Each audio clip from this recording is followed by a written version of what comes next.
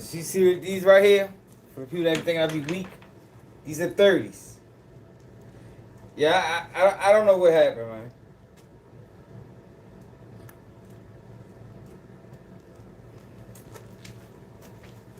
I don't know why you two keep playing dumb games in my lives.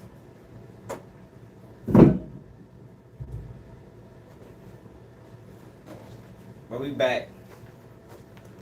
It's 40. Ugh. Ugh.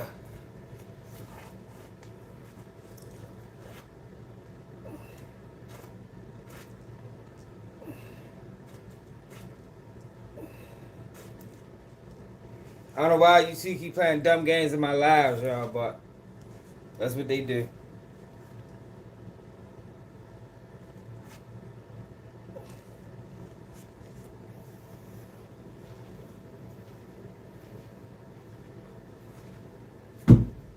That's what they do. That's what they do. All we can do is deal with it. We had down there, we had almost 100 people on the live. YouTube clipped it. Wouldn't let me start it back over. But we back again. We back again. More than likely, we ain't gonna get the same amount of numbers, but it is what it is. Shit, I probably can get 185. I ain't been on the bench. I'm sure I can get 185. At one point, my max is 315. I'm sure I can get 185. I might get 205. If I work out for a week, I should be able to get 205. And mind you, I'm only 130. So at 130, being able to bench 205 or 185, that's serious. But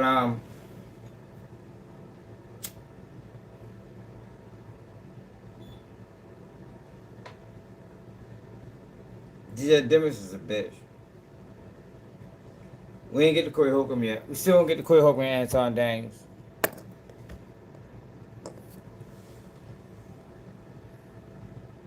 Yeah, I was saying that. Yeah, I seen the body cam footage of Dirk. And no, Dirk didn't tell for the trolls.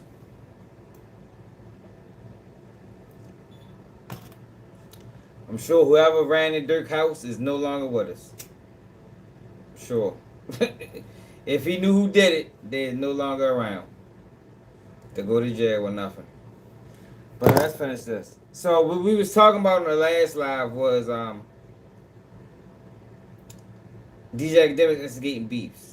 He instigated the beef with Fivio Foreign and Ruger. He instigated the beef with Fivio Foreign and 21 Savage. And what we was talking about was 21 Savage and his Fuck the Streets campaign. He's going to be forever tied to this Fuck the Streets campaign. Regardless if it was mischaracterized, misquoted, people took it the wrong way. You said it, you got to stand on it. It is what it is. Now, DJ Academics portrays itself like a friend of 21 Savage. So, if that's your friend, why do you keep putting his name in this situation where he already clarified what he actually meant? He didn't mean fuck the streets. He meant save the streets. But, for conversation purposes, in order to instigate beefs or to create controversy, you bring people on your platform and ask them about what you think about 21 Savage and his Fuck the Streets campaign. And this is what happened.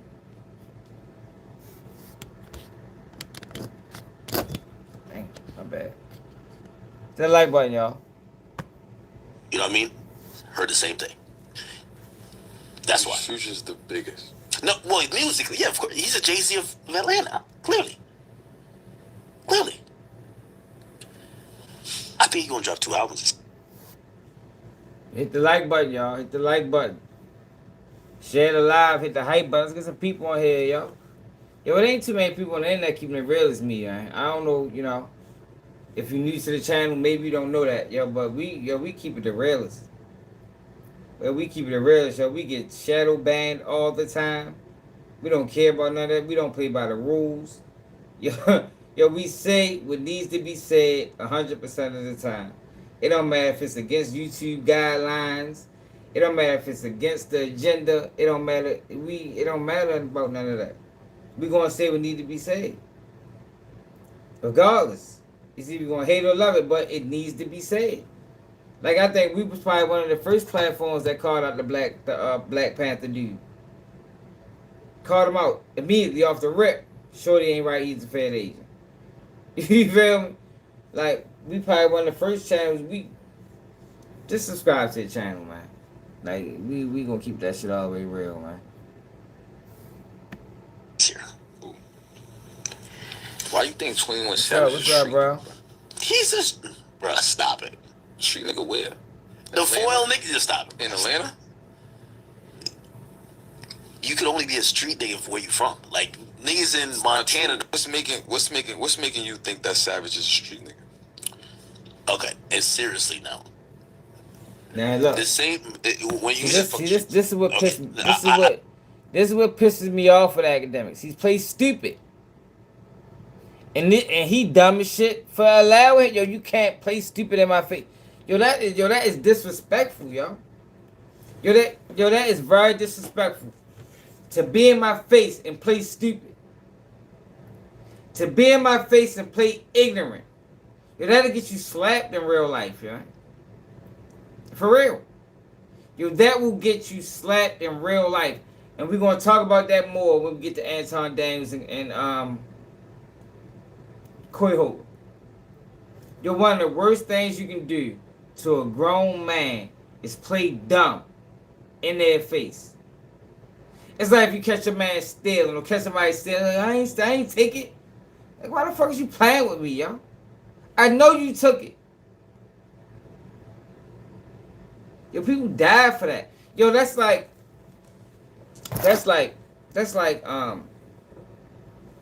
I front you a pack, right?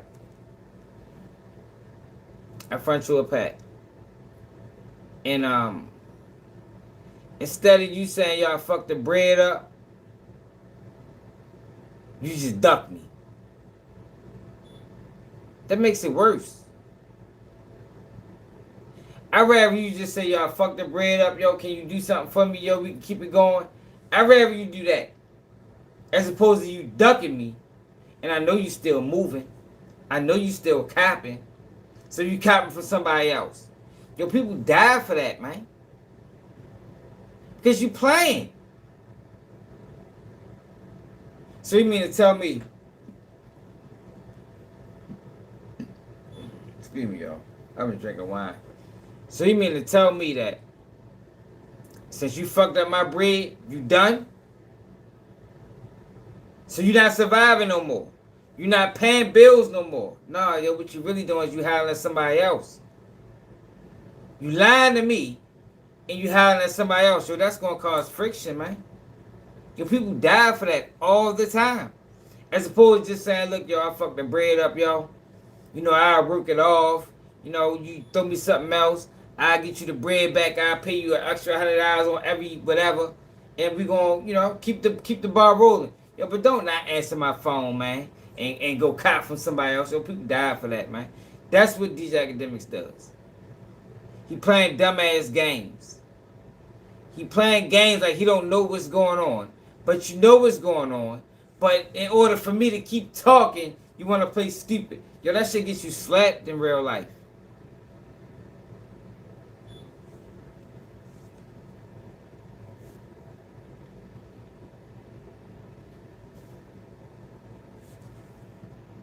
Yeah, yo, for real, man. Hot boy. Like, why you playing, bro? Don't play with me, yo. That's one of the worst things you can do is play with a person. I don't play with people. I don't play with women. I don't play with kids. I don't play with men. I don't play. Like, it's a difference between... There is a difference between joking and playing. I can joke with you all day long. We joke on here. But I'm not going to play with you. Playing is like, hey, yo, I need a pound of weed. Oh, I got you on a pound. Then when I call you on the pound, you're not answering the phone. I text you on the pound, you're not responding back to my text. Now when I see you the next day, we got issues. And you wondering why. Yo, because you fucking played with me, bro. Yo, what if when you told me you was gonna sell me this pound, what if I had people lined up? What if I had all my ounce and quarter ounce and QPs and 8 ball, I mean not 8 balls, but eighths. What if I had all these plays lined up with the perception of I'm ready to get the pounds from you? Now you didn't play. Now these niggas calling my phone, yo, where you at? Yo, what you doing? Now they look like I'm a bluffing ass nigga because I took your fucking word. So now when I see you, don't be surprised though when we got issues. Y'all get what I'm saying? Do that make sense with people? DJ Academics does a lot of playing. Like I said, it's a difference between joking and playing. I can joke with you, but don't play. DJ Academics is playing like he don't understand what's going on. Like he don't understand the beef. Like he don't understand anything. The only reason he's playing is to get Fivio phone to keep talking. I just explained it to you. Joking is fun and games. Playing can get you hurt. No, whatever your name is. Playing can get you hurt. That makes sense for people? We can joke, but we don't play. It's very different. Hit that like button, man. Subscribe to the channel if you're new.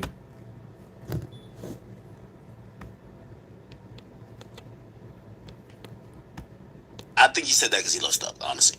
The same thing you've heard about, or well, not heard, maybe you just know. All right, the same thing I've heard about Baby when it comes to niggas he be with and how they get down, same thing I've heard about Savage. Same. Nobody play with him. It ain't like that. You know what I mean? Heard the same thing. That's why. Future's the biggest. No, well, musically, yeah, of course. He's a Jay-Z of Atlanta. Clearly. I think he's gonna drop 2 albums this year. Ooh. Why you think 21 Savage is a street nigga, bro? He's just, bruh, stop it. Street nigga where? The foil nigga, just stop it. In Atlanta? You could only be a street nigga for where you from. Like niggas in Montana. What's making you think that Savage is a street nigga? Okay, and seriously now. The same when you said fuck the streets. Okay, I think he said that because he loves stuff, honestly. The same thing you've heard about, or well, not heard, maybe you just know. All right, the same thing I've heard about Baby when it comes to niggas he be with and how they get down, same thing I've heard about Savage. Same. Nobody play with him. It ain't like that. You know what I mean? Heard the same thing. That's why. Future's the biggest. No, well, musically, yeah, of course. He's a Jay-Z of Atlanta. Clearly. I think he's gonna drop 2 albums this year. Ooh. Why you think 21 Savage is a street nigga, bro? He's just, bruh, stop it. Street nigga where? The foil nigga, just stop it. In Atlanta? You could only be a street nigga for where you from. Like niggas in Montana. What's making you think that Savage is a street nigga? Okay, and seriously now. The same when you said fuck the streets. Okay, I think he said that because he loves stuff, honestly. The same thing you've heard about, or well, not heard, maybe you just know. All right, the same thing I've heard about Baby when it comes to niggas he be with and how they get down, same thing I've heard about Savage. Same. Nobody. Now, I don't think 21 Savage is a fuck boy. Are we clear, y'all? And let me know if we don't get clear, man. YouTube fucked our numbers up. We just had 120 people on here. And they fucked us over. But it's cool, though. I ain't tripping. Just make sure I hit that like button. Make sure I hype the video. Make sure I share the live to your social media. It is what it is. Nigga, you a certain type of nigga everywhere. Ain't Now look, I didn't like the fact that I didn't like how 21 Savage and them the rest of them guys carried bankroll Freddy situation. I didn't like that. It was a video of 21 Savage on stage talking about, yo, say I'm the one that killed bankroll. And what's the dude name? Yeah, what's the dude that claimed bankroll Freddy shit but they ain't really kill him? The light skinned dude. He ain't killed bankroll Freddy. But he claimed it. No plug. He claimed it. I didn't like how 21 Savage carried that situation. Because one, bankroll Freddy was the aggressor. He beat him up in the studio. He was the aggressor outside the studio. I don't even know how Bankroll Fresh. My bad. Thanks, y'all. I don't even know how Bankroll Fresh even shot the chopper and hit nobody. Like, I don't even understand how he did that. Like, shot the chopper, hit nobody, and then got killed by a handgun. Like, that was crazy. But yeah, I ain't like how 21 Savage carried that. I didn't. I ain't like how they carried that. Because that was a mistake. They carried that situation similar to what Corner Rondo and Lord Tim carried the King Von situation. That was a mistake, man. Like, y'all didn't do that intentionally. You like Corner Rondo, Lord Tim, y'all didn't intentionally want to kill King Von. That was a mistake. It just happened how it happened. So treat it as such. You know? Don't treat it like I'm a grave digger and no, yo, that was a mistake, yo. Y'all didn't want to do that. That wasn't intentional. And that's the same way the Bankroll Fresh situation was. It wasn't intentional. I ain't really like how they carried that. But from what I hear, 21 Savage ain't no slouch. Might be a plant because he was fucking with Dr. Malachi York. But I don't think he no slouch though.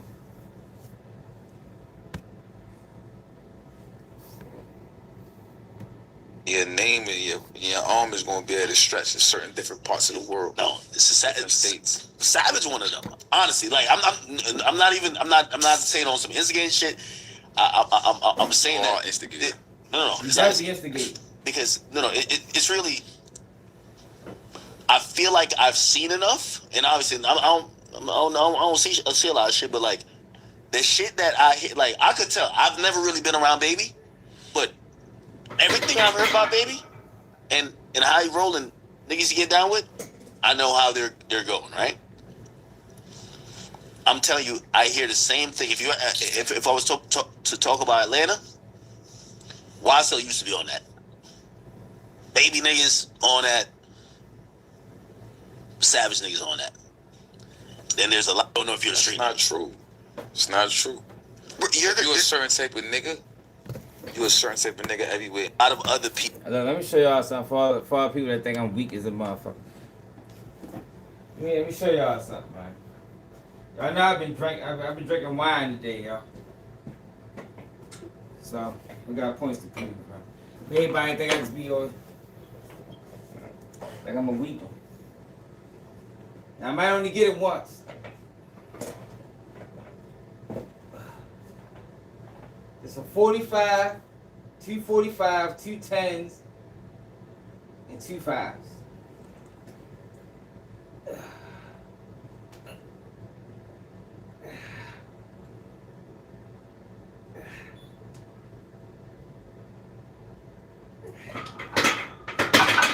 So y'all get. So I don't want to hear nobody over this motherfucker talking about, yo, you only got 10 pounds on the bar. I'm not weak, man. I did prison time, man. I worked out every day in the joint. If I work out for a week, I be getting 225. Promise you. people, they always told me Migos was from Gwinnett. Which I don't know what that means. So how come 6ix9ine could And I've been diss drinking 21 wine. Savage so much? Yeah, but he dissed New York niggas too. Like he be dissing New York niggas like he's going on style. Nah, but you saying this nigga's street nigga. Niggas don't play with him. Yeah, but 6ix9ine wouldn't go to Atlanta and like go to, I don't know what club is popping in Atlanta. Just like he wouldn't. Yeah, we do preach peace and unity, but at the same time, we also gotta preach that if you're gonna be a part of something, you gotta stand on it too. The problem that we face in today's society is people want to do things and don't face the consequences of it. That's the world we live in. Nobody wants to be accountable for nothing that they do. So you're right. We definitely gotta preach peace and unity, but we also gotta preach. If you're gonna talk about it, be about it. If you're gonna participate in criminal activity, you gotta be willing to face the consequences for it. Got to be. It's mandatory. He wouldn't come to, and I know he's gonna respond when he get out of jail and say I'm lying. I'm not a fan I of don't think he Young would go Boy. to Starless and diss you every night. I think Young Boy is a problem. No way. Right? Like that would be a stretch, that would right? Be crazy. That would be crazy. Mm-hmm. I don't think he goes to Atlanta and go to any poppin' Atlanta club and disses Savage there. You know what I mean? Niggas is all cap. You understand? Niggas is cap, bro. Trust me. And see, this is the thing, right? Why, if I was academics, I wouldn't even engage in this conversation. This is instigating. And he's a dumbass, because he's 38 years old. He's 38 years old, y'all. He 2 years younger than me. You supposed to know better, bro.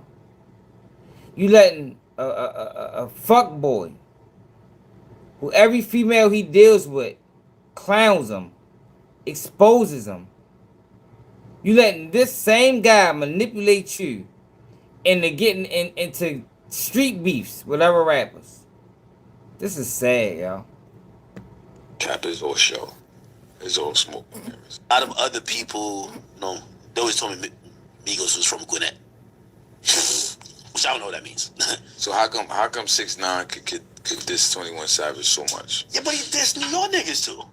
Like he be dissing New York niggas like he's going on style. Nah, but you saying this nigga's street nigga. Niggas don't play with him. Yeah, but 6ix9ine wouldn't go to Atlanta. His nerves are fair. Go to, I don't know what club is popping in Atlanta.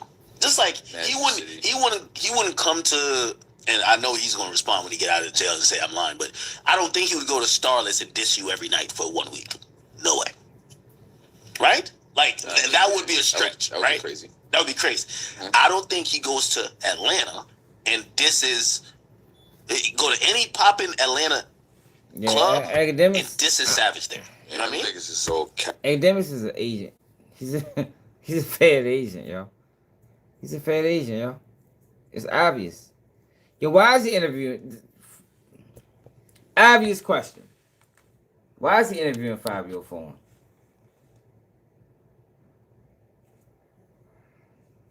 Why do Fivio for him have any music out? Do we have any hits? Like, why is he interviewing Fivio Foreign? As of right now, Fivio Foreign doesn't have anything going on musically. The only reason he's interviewing Fivio Foreign is because he knows since Fivio Foreign's career is on the decline, he can get him to talk about things that he might wouldn't have talked about 2-3 years ago. So in that sense, he's preying on his ignorance. He's preying on his dreams, his hunger to be seen. He's preying on it. And Fivio Foreign just is fucking more stupid because he's older than academics, should be more experienced than academics, and he's allowing it to go on. Yeah, he is. Cap. You understand? Niggas is cap, bro. Trust me. Fivio Foreign, shut your bitch ass up, nigga. Stop saying what's that motherfucking name. Don't think because a nigga trying to change that, man. Y'all niggas sit down somewhere, man. Straight up.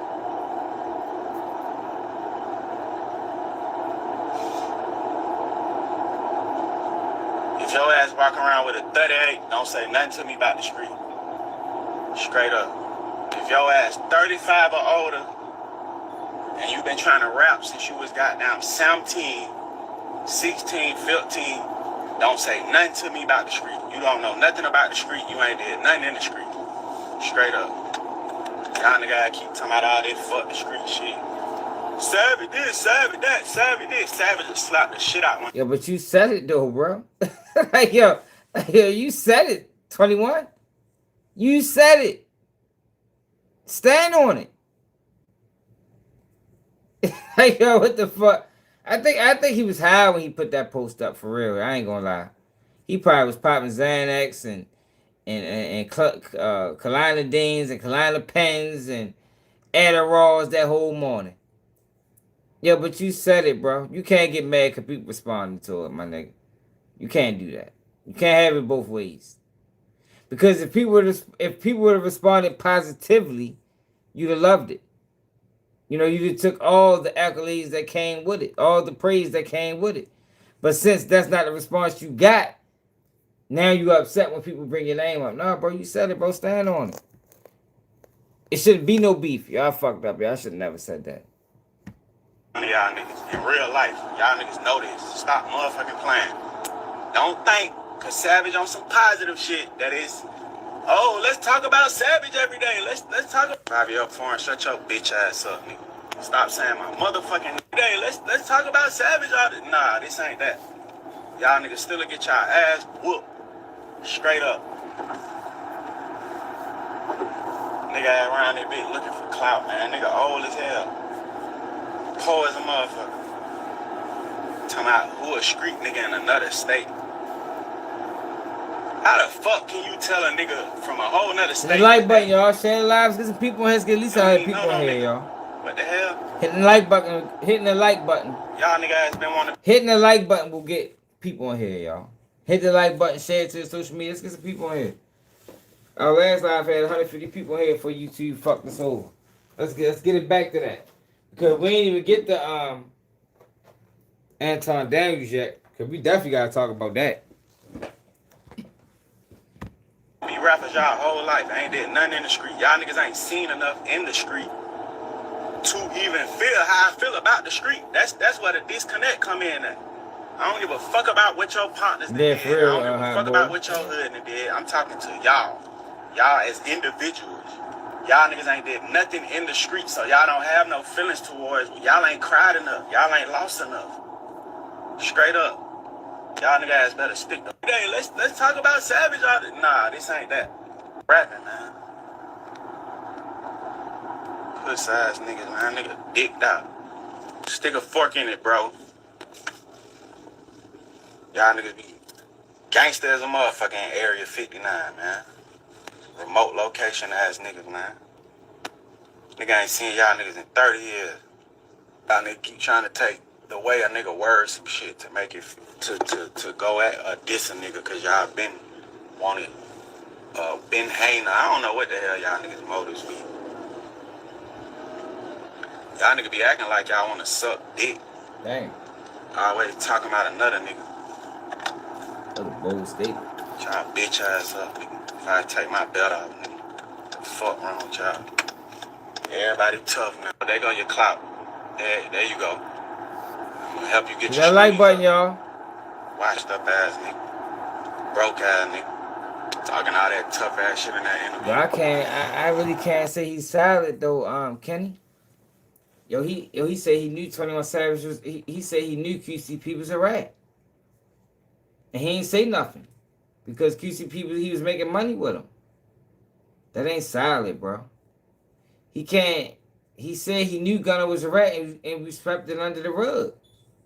It's not solid, yo, when all your music talk about rats and you've been dissing 6ix9ine your whole since 6ix9ine told. You can't really say he's solid. I would say he wishy-washy. I would say that, you know, whatever floats his boat. you know, he'll ride the wave as long as niggas surfing on that wave. The man niggas jump out that wave, he don't want to surf no more.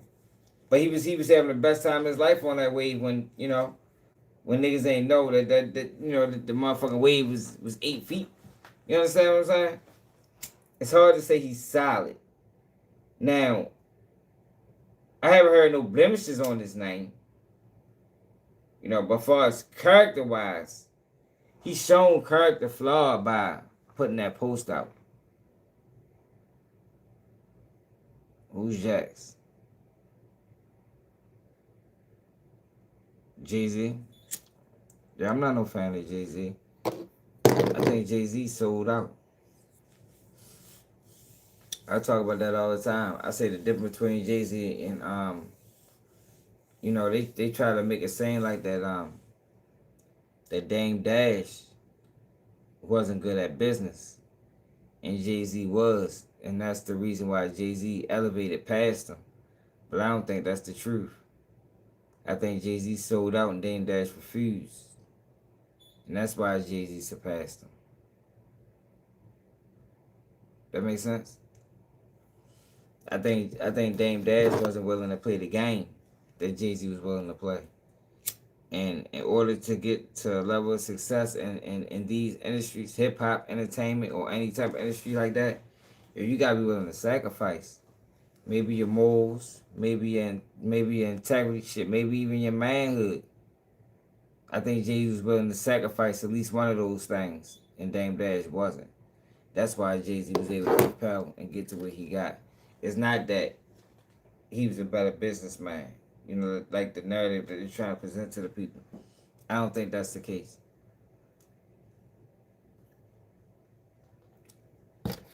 But you can't say 21 Savage is a real one. When 21 Savage put out a tweet saying he knew QCP was a rap but didn't say nothing. You said Dame caused him to fail? Dang, who caused him to fail?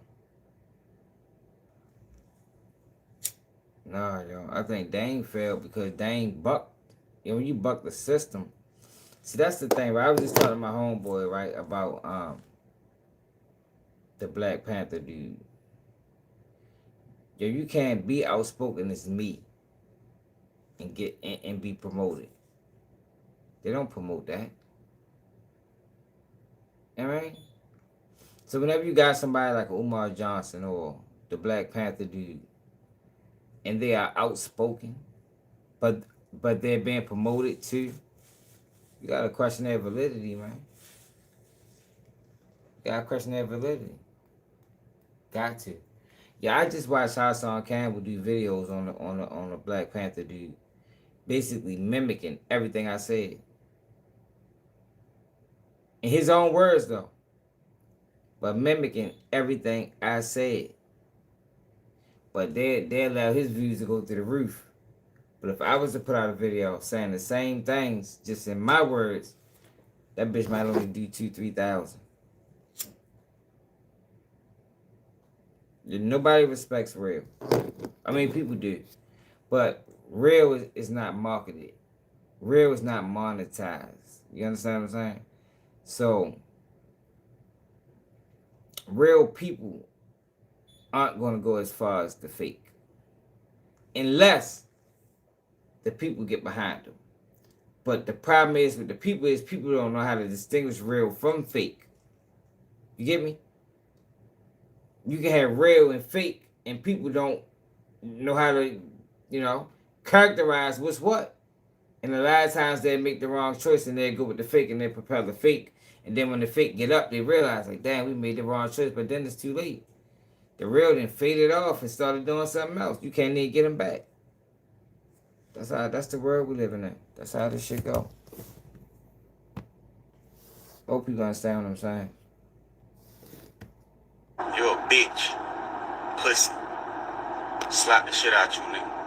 Ask all them niggas around you what's happening. Yeah, I already Ask the know, nigga Cole. who you look up to, who you call when you in trouble, what's up, nigga. Pussy ass nigga.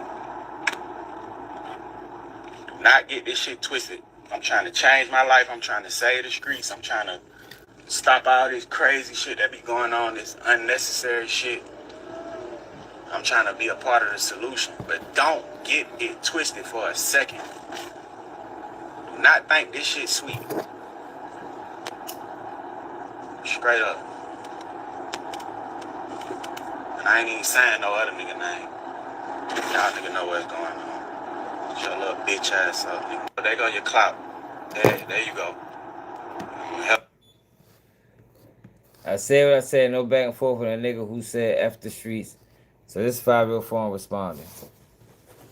But I did all this to show that academics is causing beefs with people. Look, but he ain't done. So he did a stream with Finesse 2 times, who's the streamer now. And look at this right here. What the rap nigga you don't like? I don't like a lot of rap niggas. Yo, what kind of question is this, y'all? And look, more preying on ignorance. More preying on ignorance. Finesse 2 times is ignorant. Finesse 2 times is gonna go to jail, y'all. I know people think he's funny, but his jokes is gonna land him back in prison. I don't know if it's gonna be state or federal. But before the year out, Finesse 2 times is gonna go back to jail. I don't want this to happen, but I've seen this story before. It ends the same. You crash out, you get views, you get money, you go to jail. So you got these academics, who we just watched instigate 2 situations. What the fuck? 2 situations with Fivio phone. Now, the first thing you ask for that 2 times is this. What the rap nigga you don't like? I don't like a lot of rap niggas. You don't? Now I'm trying to figure out like. I don't like. That's why I can't. That's why I'm here. I'm sick of the rap shit. Them niggas different. They ain't gonna punch. When you were Offset in there, I see you mentioned I Offset. punch the fuck out of Offset. No, you won't. I Stop. punch the fuck out of Offset to the floor. What? I punch him to the fucking floor. I punch Offset. I've been waiting to catch him. I've been waiting to catch him at a casino. There's a I'm gonna beat provision. him off the machine. There's a provision in 21 Savage, I guess his deal or whatever it is, where he got to cooperate with the police. That's a provision in his deal. That's a fact. You can look it up. I forgot what it's called. But 21 Savage has to work with the police in order to stay in the United States. Has to. Forgot what it's called though. I looked it up before. I'm gonna beat him off the crap table. Wait, what happened? I'm gonna beat him off the motherfucking blackjack table. What the rap nigga you don't like? I don't like a lot of rap niggas. You don't? He did that. He did too much of that. So now you gotta see me in some kind of way. Wait, he DM'd you or something? Yeah. What you say? Some gangster shit. And now you gotta do some tough shit that you can't come back from. Like how you feel. Really? Yeah. What? How you feel about him? Nah, you ain't smashed Cardi though. Nah, he was mad about him. Oh, He felt I said something about Stephon Diggs. Oh, He shit. got mad at me. Oh! Let me see. Let's see if I can find it.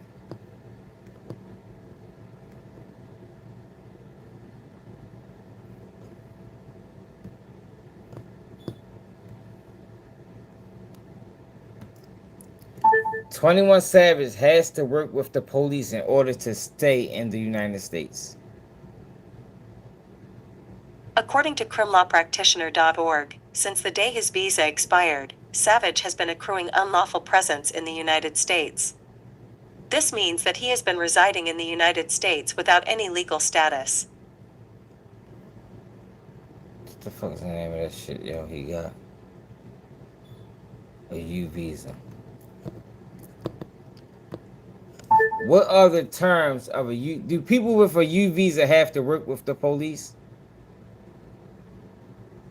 According to my.gov.au, find out about your rights, entitlements, and visa obligations when you work in Australia. What?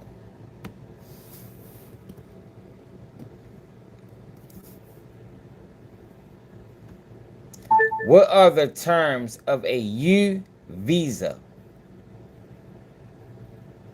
3 months each visit. According to Australia.com, this visa allows you to visit Australia as many times as you want, for up to a year, and stay for 3 months each visit. This visa is available to passport holders from a number of countries and regions who live outside Australia. This is not right, y'all. A step-by-step guide on how to apply is here. So here you go. Cooperation. Applicants must provide information about the crime and must be helpful to law enforcement, which is documented by law enforcement certification. He got a U visa. So, part of his U visa is, he has to cooperate with law enforcement in order to stay in the United States.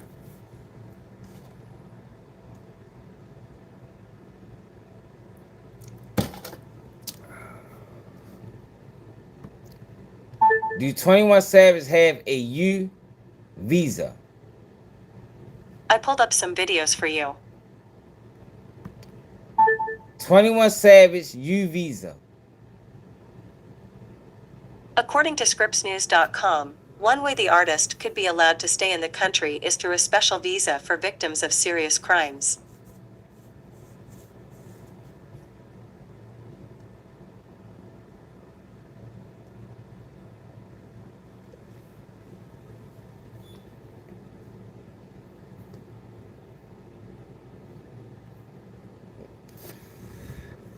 Yeah, so he got a U visa, y'all. That's how he's able to stay in the United States, because he was a victim of a shooting in 2013. What's up, Mike? Yeah, we back, baby. You already know. You two fucked us over last time. But 21 Savage finessed 2 times. Talking about Offset. So now you gotta see me in some kind of way. We DM'd you or something? Yeah. What you say? Some gangster shit, and now you gotta see some tough shit that you can't come back from. Like how you feel. Really? Yeah. What? How you feel about him?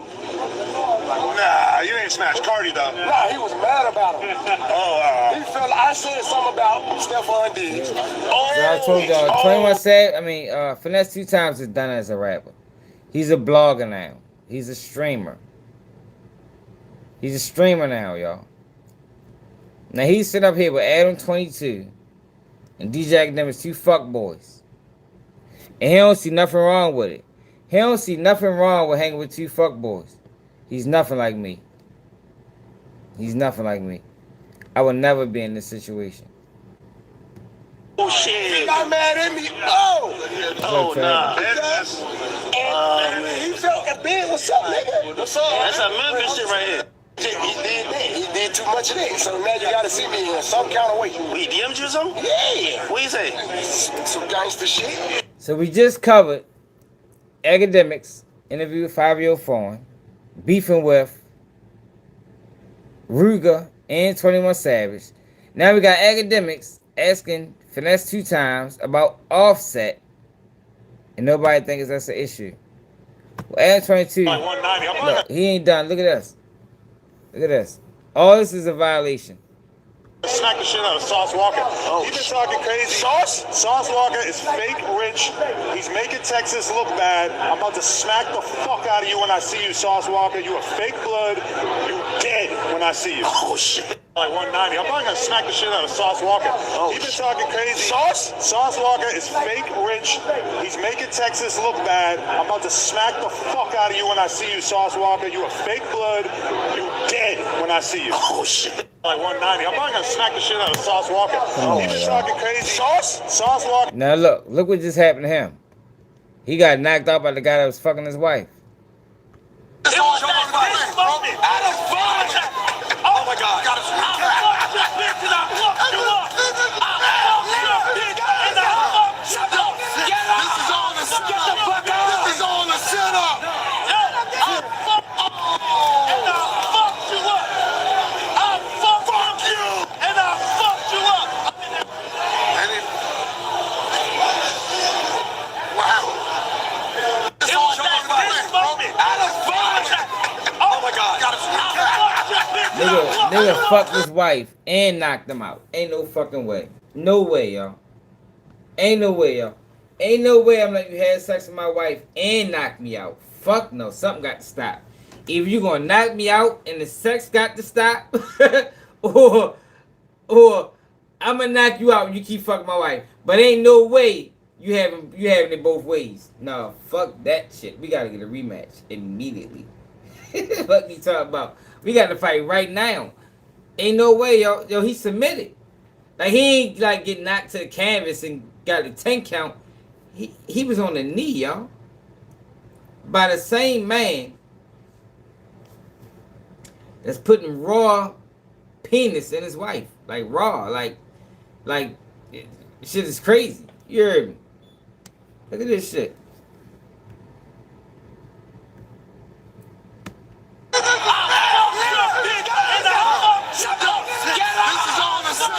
Ain't no way, yo. I done took the gloves off. I done took the gloves off, y'all. Fuck these gloves. Fuck the match. Forget all of that. You know what I mean? We got to get busy, yo. You already done fucked my wife 3-4 times. You probably hit her without my knowledge. You know what I mean? You know, we don't know, but I'm willing to bet.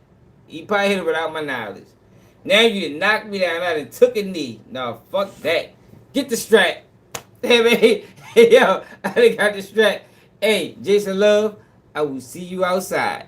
Straight up and down. We ain't doing that. Fuck no. I'm going to get a win. I'm going to get a win by choice or by force. You heard me? There's no way I'm losing on all parameters. I got to get a win. And if it, however it come, I got to get a win, yo. But no, you can't fuck my wife and knock me out. God damn. I don't think I'd be able to stomach that as a man. Fuck that shit, yo. Yo, he fucking his wife and knocked him out, yo. Can you imagine that? Can you imagine? Can you imagine find out your girl was cheating and get knocked out by the guy that she cheated on? Fuck, hell no. Fuck no. You cheated on me. I approached yo and he knocked me out? Man, everybody got to go. Fuck it. You might be a victim too. Just for participating in this bullshit. No, we ain't doing that. Nope. Nope. Fuck that. Hit that like button. Hey, yo, for real. She probably ain't gonna fuck. Yo, he ain't fucking tonight. I guarantee when he left had to get knocked out, he ain't get no ass. She probably like, You know how women be, right? And you know how women be. She probably was like, he probably was like, honey, I'm home. She probably was like,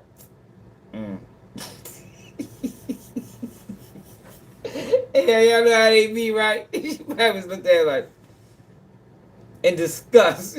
She probably was disgusted. I just don't know what to do. I just don't know. You know how white women be. They be all hysterical and shit. You could at least swung back. She probably told him, you could at least do a punch at him. Your bitch ass. Look at him, look at him again.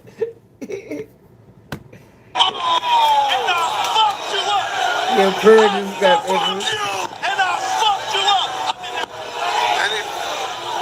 Yeah, you already know, Anton. Look at him.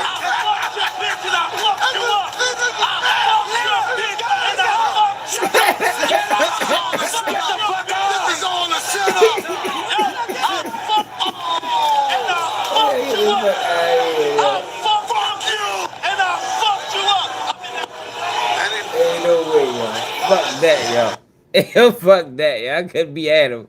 I could not be Adam. I don't give a fuck how much money I got paid. If you fuck my wife and knock me out, fuck that shit. No, we ain't doing that. Hey, yo, remember him? Y'all remember we was the first ones on YouTube to do a video on Ryan Wetton. He finally got arrested, y'all. Y'all remember him? For the people that follow this channel? Nobody was talking about y'all. We spoke about him when people was talking about Dirt and how Dirt crashed out. And we spoke about him because he was a Olympic snowboarder that turned drug trafficking. You know, because people try to make it seem like it's just a black thing. Oh, niggas can't never get it right. So we use Ryan Wetton as an example to say, yo, it ain't just black people. Everybody like money. You know, people willing to go below the law to get some money, whether it's murder for hire or drug selling. Now, Ryan Wetton was one of the biggest drug traffickers America has ever seen. But he was in the Olympics too. He was in the Olympics. And he was on the run. He was being protected by the cartels, but his run is over. They done got my man Ryan Wetton, y'all. They done got my man, y'all. God damn it. You dirty bitch. They done caught his ass. Let's go to the news, see what they say. Ryan Wetting arrested. Then they got shorty. Imagine being able to build an app with your name on it, just by thinking about it. Meet Base 44, a complete AI creation platform. Describe what you want. And he was arrested for murders. We have some breaking news now on a story we have been telling you about for months. It has to do with the search for one of the FBI's most wanted fugitives. NBC News is reporting that Ryan Wetting has been arrested. The former Olympic snowboarder, who authorities allege has turned into a drug kingpin, has once again been arrested. We are working to confirm this report. Again, it's just a report. Wetting was wanted by the FBI for allegedly running a drug trafficking organization that allegedly imported about 60 metric tons of cocaine into Los Angeles. And standing by for... Ryan Wetton was a major player, but nobody talked about him. We talked about him on KPG News. But mainstream media ignored him for the longest time. We talked about him from the beginning. As an example, they say, yo, we ain't the only ones, yo, that get money or have a career and choose violence. They do it too. But nobody talks about them when they do it. They don't get exploited. So we exploited Ryan Wetton. For example. For us with more is CTV's Kamal Karamali. Oh, yeah. Kamal, tell us about what's developing with Ryan Wetting. Renee, it appears that a manhunt that has been going on for more than a decade has perhaps come to an end. This is according to NBC that confirmed it through two law enforcement officials who are part of the investigation, confirming this to NBC News, as well as we know there's going to be an FBI press conference in the matter of less than 2 hours at 11 a.m. Eastern time. We know the RCMP will be involved in that as well. The former Olympic snowboarder behind one of the most violent drug trafficking organizations has been wanted by the RCMP since 2015, and so there has been a hunt for him that has spanned the continent, and now it appears that hunt has come to a close. So there have been very, very clear signs that not only Canadian authorities but Mexican and U.S. authorities have been inching closer each month to an arrest of Ryan Wetting. In fact, in the end of December, Mexican authorities say they had raided 4 properties and seized a lot of high-priced items that appear to be related to the former Canadian Olympic snowboarder turned alleged kingpin Ryan Wetting. And he quickly became, in that 10-year span, one of the 10 most wanted FBI fugitives. And so we also know that in that time, as he became one of the United States most wanted men, he also, the U.S. authorities also congregated with Canadian and Mexican authorities to push forward this investigation, to push forward the hunt for Ryan Wetting. And we also know that it was earlier this year, a key FBI witness, early 2025, a key FBI witness who was set to testify against Wetting was shot and killed. Damn. With the FBI then adding... ain't tell us about that. That's new. We ain't know about that. That's new information. Let's go back. We ain't know about that. So that's the 4th murder. who was set to testify against Wedding was shot. To know that it was earlier this year, a key FBI witness, early 2025, a key FBI witness who was set to testify against Wedding was shot and killed. With the FBI then adding Wedding to its 10 most wanted fugitives list. That really amped up the investigation and amped up the search for Ryan Wedding as well. The FBI would also later in 2025 put out a $15 million reward for Wedding's capture. And then in November, just a couple of months ago, the RCMP arrested several associates, including Wedding's lawyer, Deepak Pradikar in Toronto, who allegedly advised Wedding that killing the key witness earlier that year would make the case collapse. He was released on bail in late December, the lawyer was. And so, once again, all of that coming together in terms of signs pointing to that authorities were getting closer to an arrest, and it appears at 11 o'clock, Renee, we are going to find out and get confirmation that Ryan Wedding is indeed in handcuffs. Back over to you. All right. Yes, this is former Olympic snow. He's from Canada. He's from Canada, but he sold drugs in America too, and he was supposed to be in charge of 3 murders. All right, Corey Holcomb.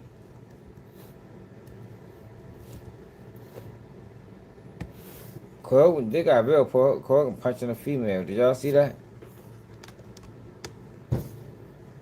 Did I see that? I did. Here you go. By a girl. And I ain't gonna say her name. We all know who the dope fiend bitch is. Cause this bitch stalks people, and that will be proven. I let a lot of motherfuckers talk and left it alone after we did that first show. I just let all the evidence pile up because I knew I was gonna be able to say something once I had everything put together. Yeah. So a girl was stalking me, like looking for a way to turn me into a lick, some money. There was a few occasions where the girl tried me, yelling at me at the top of her lungs in front of clubs and everything. And what happened was, I don't like Corey Holcomb, y'all. I think Corey Holcomb is a fuck boy. I do. I think he's a fuck boy. I think he's a clown. I don't respect how he continuously attacks women, particularly Jess Hilarious. I don't really respect it. So let's go back. I might take the video down. Corey Holcomb, Anton Daniels. So this is how it all started. No, we ain't doing that. It went 2 days ago. How long ago was that? 7 days ago. See if I get that action. I don't want to hear that shit. The video probably got taken down.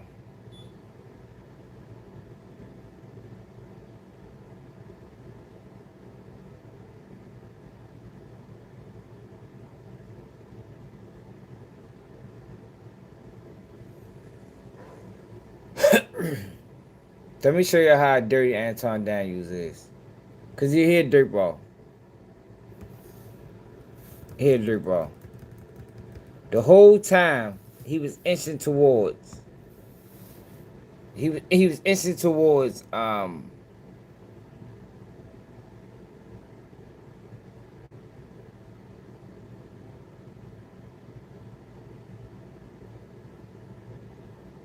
this beef. So go get you a bodyguard, cause the nigga be to slap the shit out your bitch ass. Alright, so we ain't gonna play the whole joint, but let's just get a background of how this all played out. Now, listen, I don't fuck with neither one of these dudes. I think Anton Daniels is a sellout. I think Corey Holcomb is a fuck boy. It's like, I'm sorry, y'all. Y'all know how I am. Y'all know how I am. Y'all know how I am. If you don't follow my channel, I don't like neither one of these dudes, for real. Now, when it comes out of this conversation, I don't think Corey Holcomb was versed enough to have this conversation with Anton Daniels. Not saying Anton Daniels is right. because he said a lot wrong. I hate that he disrespects his own people. I don't respect it. I hate that he panders to white people. I don't respect it. But Corey Holcomb isn't knowledgeable enough to nail Anton Daniels to the cross on some of his talking points. He ain't. So that led to Corey Holcomb being aggravated, frustrated. And then you got Anton Daniels, who's passive aggressive.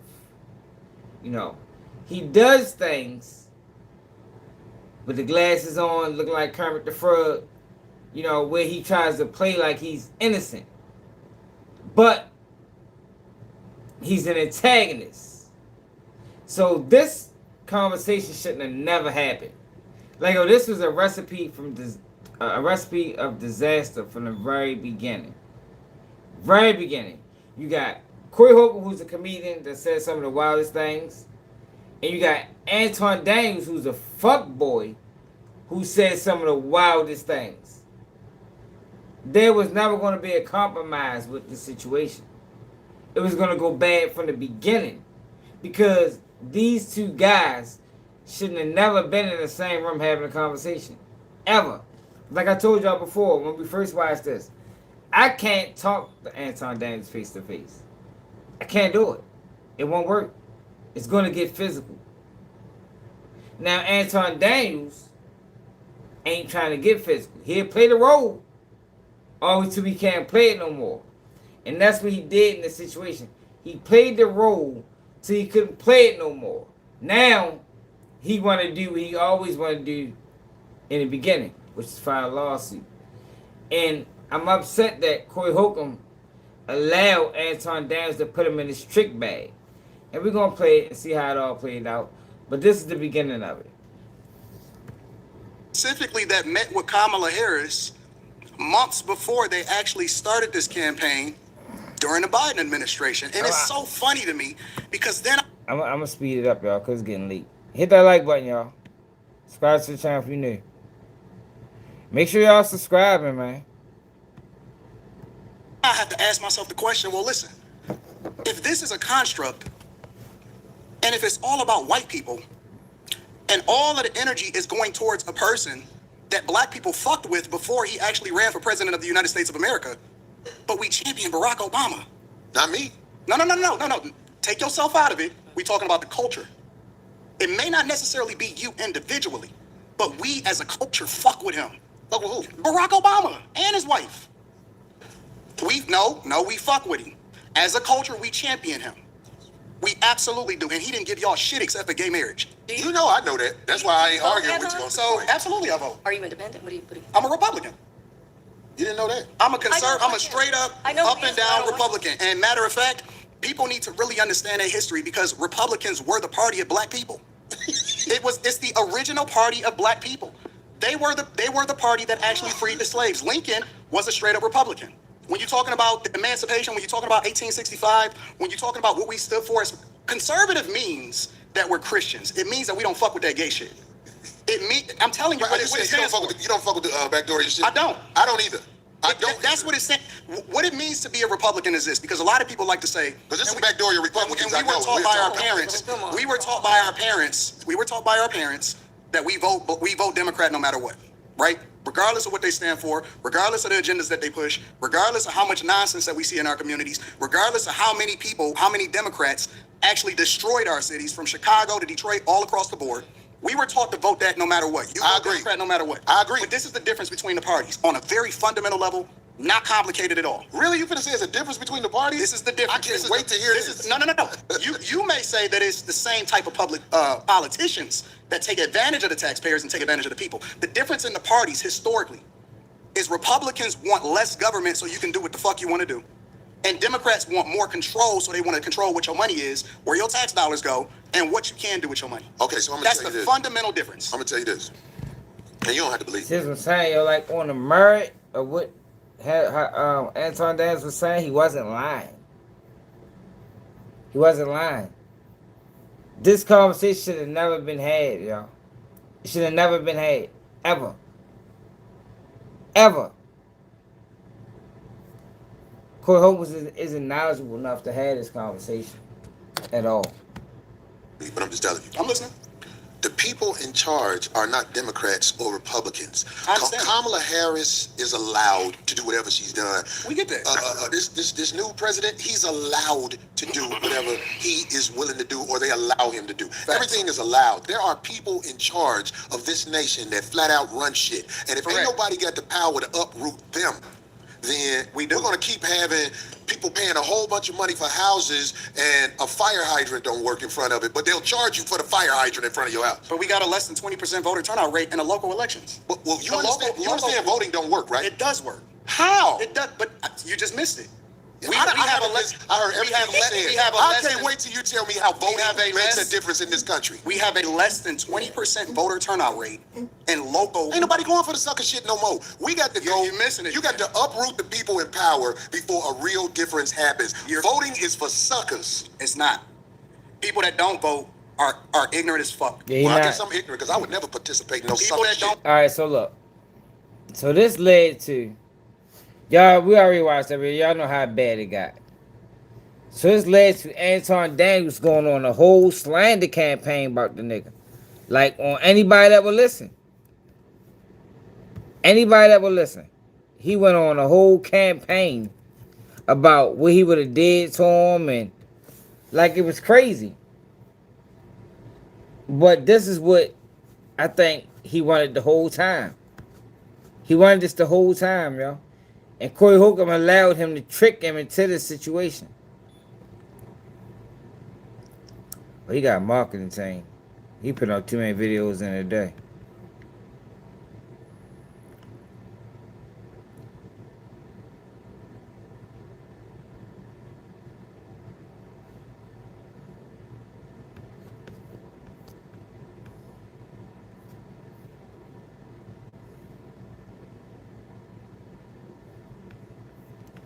Oh, so he took the video down. He took the video down. Dirty bitch.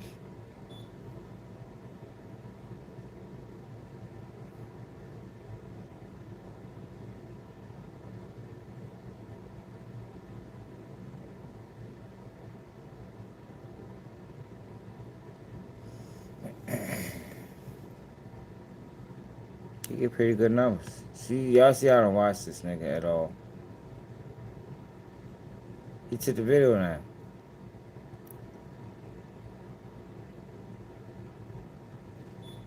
That he took it down. Go crazy. Anton Daniels, Corey Holcomb. Somebody got it.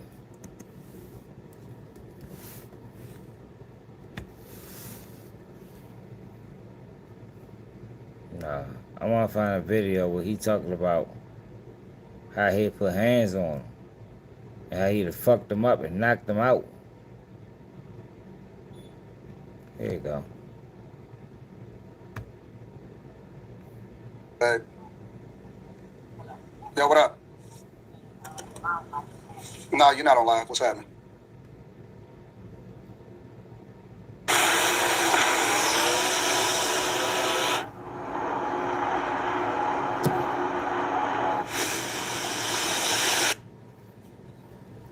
He wanted to swing so bad. No, he didn't.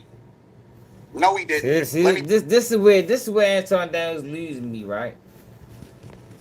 Now, my bad. Now it took Corey Holcomb a long time to speak on this situation. He said nothing. He said nothing about the whole situation. Anton Daniels went to any platform that was willing to listen to him, including his own platform. And he was highly disrespectful. Listen to him.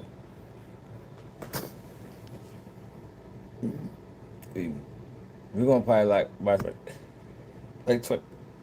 20 minutes. Excuse me, y'all. I got the hiccups. Hit that like button, y'all. Let me see something real quick. I just want to check something. Now he looked like Bernie.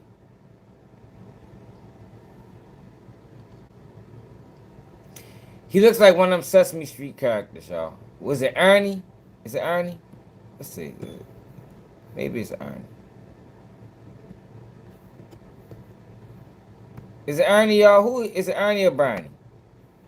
Let's see. Which one of the motherfuckers do look like? Ernie off of Sesame Street. According to fandom.com, Ernie has been one of the stars of Sesame Street since its first episode in 1969. Yeah, he looks Ernie like and Ernie, his best y'all. friend Bert Look. share the basement apartment at 123 Sesame Street. Y'all can't tell me that these two don't look alike. You be lying. Y'all check, you see Ernie? Look. Come on now. Y'all may tell me he don't look like twins. Look at this nigga. Come on now. They're the same people. Maybe he is Ernie. Hey, hold on, look at it up. Them niggas don't look alike to y'all. Or am I tripping? They look alike to me, y'all. Look. Let me know if I'm geeking or not, y'all.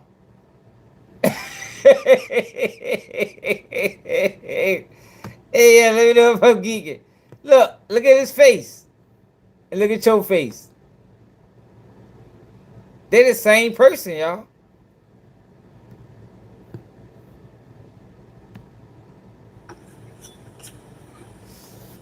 Hit that like button, y'all.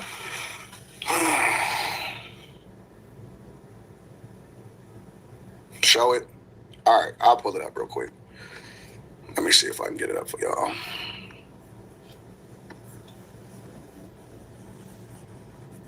Now look, he went on a whole slander campaign on this man, y'all. And mind you, while he was doing this, Corey Holcomb said nothing. As an African American male, Because most of the niggas that's complaining about it ain't never even really seen real racism. All right, we already know all that. That ain't the shit that y'all want to get into. Y'all don't care about that. Because we didn't really talk about anything of substance. I want to get straight to the shit. I'm not an ass kisser of I think you're doing what's easy. No. I'm doing what's real. On the streets, I've been pulled over by the police. Who ain't on the streets? Or I'm in ICE Detroit. agents or whatever. You in LA. I'm in Detroit. He not even in the city where he came from. I'm not impressed with niggas. And then listen, I'm not telling you that you can't move to where you came from, but what makes y'all think that these niggas got more street cred? Because they dress like this? Because they dress more hood? Because of the shit that they do on stage? What make a nigga real? What makes somebody real? Listen to how they say that they real because they listen to how he's talking. You can't talk like this and then file a police report. You cannot talk like this and then file a lawsuit. You can't do it.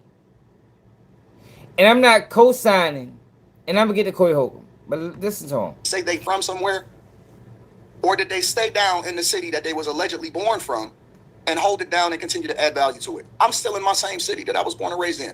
I can move anywhere I want to move in the world. Still in the city, still in the streets, still touchable, still kick it with the people, still walk around very, very comfortable with no security in my own city. All that, I'm from the streets, I represent it. Man, get the fuck out of here with that shit, bro. Like, I don't have the same respect for these niggas. Listen. Y'all look at them because y'all seen their specials. Y'all look at them because y'all see them on the internet. I'm not impressed with them because I've seen behind the curtain. I've seen behind the curtain. All of these people are not what y'all think that they are. And so when they finally interacting with somebody, and you're the same way online as you are in person, it bothers them. It's almost like spiritual. In the blackest city in the United States of America, I can move anywhere I want to go. I choose to stay in the core of my city, and I choose to participate in my neighborhood. I choose to tap to the streets. I choose to put kids through college. I choose to interact and truly use my tax dollars and whatever it is and give jobs. I employ over 50 people. Facts. Nigga, I'm an economy. I put my money in my community with my people. Listen. They don't want to hear that shit because now it flies in the face of the sellout narrative. Because it's about what you do. Not about all of that talking, not about whether or not you're saying the things that mean something. It's about what you do. They don't want to hear that shit. That's nice. It's a hate. It's a hate within their spirit. Man, I'm telling you, bro. It's a hate within their spirit. They don't want to hear that shit, man. I don't know if y'all understand black people. Listen, for all of the black people that's and Americans that's listening to this right now, these niggas don't have y'all best interests at heart. I don't give a fuck about you. Yo, you Nigga, are a sellout, my nigga. Nobody's hating on you, bro. Yo, you pushing false narratives. You like Charleston White. You pushing false narratives to gain white support, my nigga. It's not hate. That's just what you're doing. You're doing it. Actively. Currently. It's not hate. Monetizing you, and that's why I told that nigga that he was sucking a dick of black people. But we gonna get there too. So I choose to engage. So when we Is that what I said? I said when the cops shoot you, ain't nothing you can do about it. Is that a lie? This is so insane. But you didn't answer it. I talk about liberal white women literally being the biggest enemy of the Talk about your boss. I don't have a boss. We say that. We say that. But here's the truth. I don't have a boss. Listen. Then they try to say your boss because they want to insinuate that you're doing it to stay in the good graces of somebody. Anybody that has ever tapped into this platform. Yeah, he's a fuck Anybody boy. that has ever watched any of my live streams. You know I'm an equal accountability smoke giver. I done went off on the whitest of white people, blackest of black people, outside. Yo, you right. Niggas don't support each other on a large scale. I think we can get better at that. Yo, but you don't say that to a white audience. That's what Hassan came. That's what Anton Daniels does. He get in front of a white audience and shame his own people. Yo, that is a violation. It don't matter if you're telling the truth or not. And I'm not saying he's telling the truth. But you don't do that, yo. You don't do that. Nobody else does that. You're not going to get a Jewish person on the platform, a black platform, and they're going to disrespect Jewish people. It's never going to happen. Whether right, wrong, or indifferent, it won't happen. Matters, immigrants, the whole 9 yards. And I have zero people. No ownership, no management, no bosses. I don't worry about no sponsorships. I am 100% owned on my own. I have zero financing that I have to worry about. I own all of my properties. I own all of my cars. I own my own portfolio, the whole 9 yards. I can say what I want to say because I don't have to worry about getting fired. I don't have to worry about a sponsor saying we don't fuck with you no more. I say what I want to say. That's the whole point. So you're not talking to somebody that's bought. I ain't never took a dime on a political pack. Every decision that I make, every position that I take, whether you like it or whether you don't like it, is because that's what I really believe. Right or wrong, I really believe it. Taxes is feeling unwelcome. Now Taxes is an open door to new TurboTax stores. Meet our experts. They do your taxes, so you can walk out with confidence. Now this is Taxes. There's a reason you go after black males or black people quicker than you will go after white males. What are white males responsible for in this country as a down kid? Here's the fact. Have you seen something about Caucasian males and how I'm not an ass kisser of nobody. Yes, you are.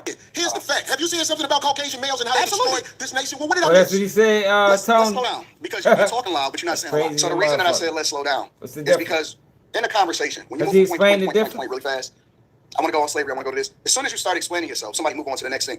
And it's strategic that they do that because it make it seem like you're dodging. But they don't want to deep dive into the conversation. They don't want to really get to the point. They don't really want to be exposed on why you believe what you believe. What did the transatlantic slave trade, what really happened during the transatlantic slave trade? How do we get here? Why are we even Democrat? Black people, when I told him, I said, listen, we were never Democrat. We were always Republican and we were always conservative. Let's move on to the next one. But why did you talk? Why you go? And it's like, okay. Then I started realizing, okay, I see where this is going. Let's slow down. Let's go point by point and let's break this shit down. Because we got all night. I ain't going nowhere. I slotted myself just for this conversation. But this is where we don't get to it. And let me tell you what the blogs missed. But they do that intentionally.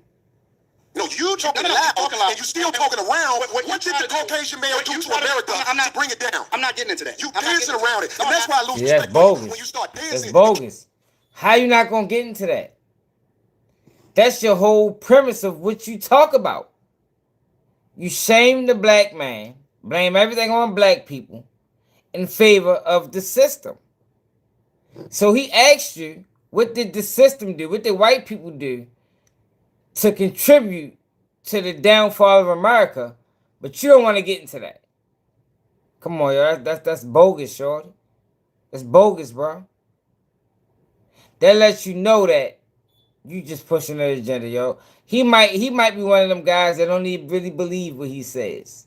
He's just saying it because it's controversial. He's just saying it because there's a group of people that's willing to listen. Because if you, as a man, you're supposed to be able to explain your position. Any position should be able to be explained. It should never be, I'm not gay. That's some shit your girl would say, man. That's some shit your girl would say, or your baby mother say when she do some shit flaw. I don't want to talk about it. They don't want to talk about it. What the fuck you mean? You just did some wild ass shit. Fucking man, want to talk about it. I don't want to talk about it, and you got to deal with it because that's a feminine trait. That's who they are. That's what they do. But you don't typically see that from men. But that's what Anton Dang was just showing. He's showing feminine traits. Kissing Caucasian males add. Now, they don't add that part in there. Why don't they add that part in there? Where it start is after he say that. The disrespect was before I ever said anything. When you see this chopped up on platforms, they chop it right. where I then respond to the energy. Mike. They don't chop it where the disrespect started. They chop it. Oh man, if Anton, nigga, he started saying disrespectful shit way before I ever. I'm like, okay, I'm gonna return the same energy that you gave it to. When they start their clips, and when people start to do their narrative, they don't start it at where he said, "You kissing Caucasian man ass." Is that gay? You telling another man that he kissing a white man's ass? Can I take that as gay? I ain't gonna lie, yo. Kissing ass and telling nigga he's sucking dick. Would I be justified? Yo, that's not the same, yo. I'm sorry. Maybe he don't understand that. Yo, but saying you kissing ass and then responding saying you sucking dick, yo, that's different. That's not on the same level, yo. A lot of people say they kissing ass. Yo, but sucking dick is different. That's different, bro.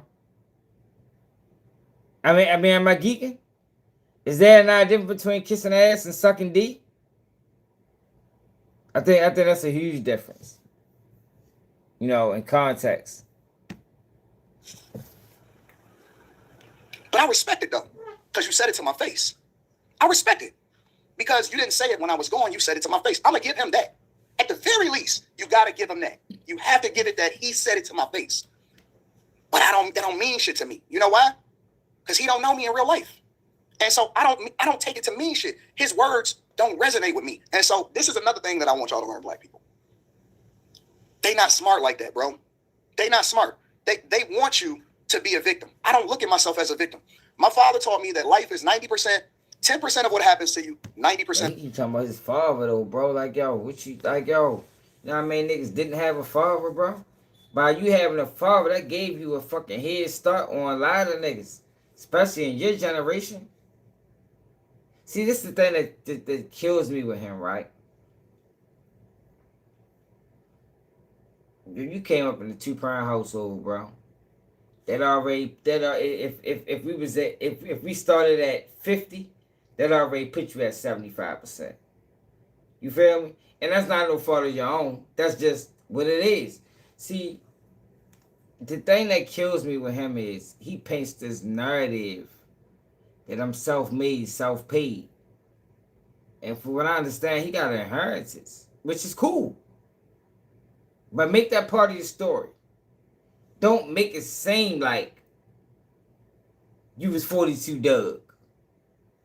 Or one of these Detroit rappers or Icewear Vizo that was in the trenches, in the slums and had to hustle to make it out. Yeah, that's not your story, bro. That ain't your story, my nigga. And it's cool. But stop trying to trick people into believing that, yo, look, I came from Detroit. I came from hard times. I came from the struggle. And look where I'm at. You can do it too. It's not reality, yo. It's not reality, yo. That's what kills me with him. You're misrepresenting the facts. The facts is that even though you lived in Detroit, you was in a well-to-do household. You wasn't in some of these other households where the mother and father was getting high. So you can't compare, you can't get what you got and then look back at some of these other situations and say, yo, why you not here? Can't do that, y'all. Can't do that. But that's what he does. He does that to black people. You got an inheritance. You had a two-parent household, which means you didn't start at 0. You started at 25. You already had, you already had a heads up. And then he's talking about a woman who gave him a chance. So stop acting like you did it on your own, bro. Stop doing that. You're lying. You're misleading. And he's doing that to shame his own people. That's why people don't fuck with you, man. How you respond to it. Why would I get offended? Was. I've never pedestalized this nigga. This nigga don't mean nothing to me. He a content creator, as far as I'm concerned, just like I am. Well, I'm not tripping about it. Okay, cool. So that's where we going? Well, right, if that's where we going, then we can go all the way to hell with it. You can't control how a nigga responds to you once you disrespect him. You can't say, oh, it's levels to disrespect. Nigga, you disrespected me to my face. But I don't. Don't do that in front of me because I'm not an ass kisser of nobody. Yes, you are. You suck the dick of black people right now. You doing the easy shit. Now you offended. Now you rolling your eyes and you offended. They never start with a disrespect. Yeah, but that's totally different, bro. Kissing ass. People say that all the time. Yo, but sucking D. That is way different, bro. Like, what's wrong with this nigga? That's just let you know how, that is way different, Anton Daniels. Way different. Like, he is tripping, man. He tripping. All right, so look, we ain't gonna go through all that. We seen this. We seen how it turned out. So after this, Anton Daniels goes on a whole, 2-week fucking spree of interviews and podcasts and talking about how he would do, this shit was crazy. He did it in this video. So he said he'd knock him out. He even showed his knuckles. Look at these knuckles. I'm from Detroit. He did all that. Right? And I didn't want the world to know was with me. Who do that shit? Who does that?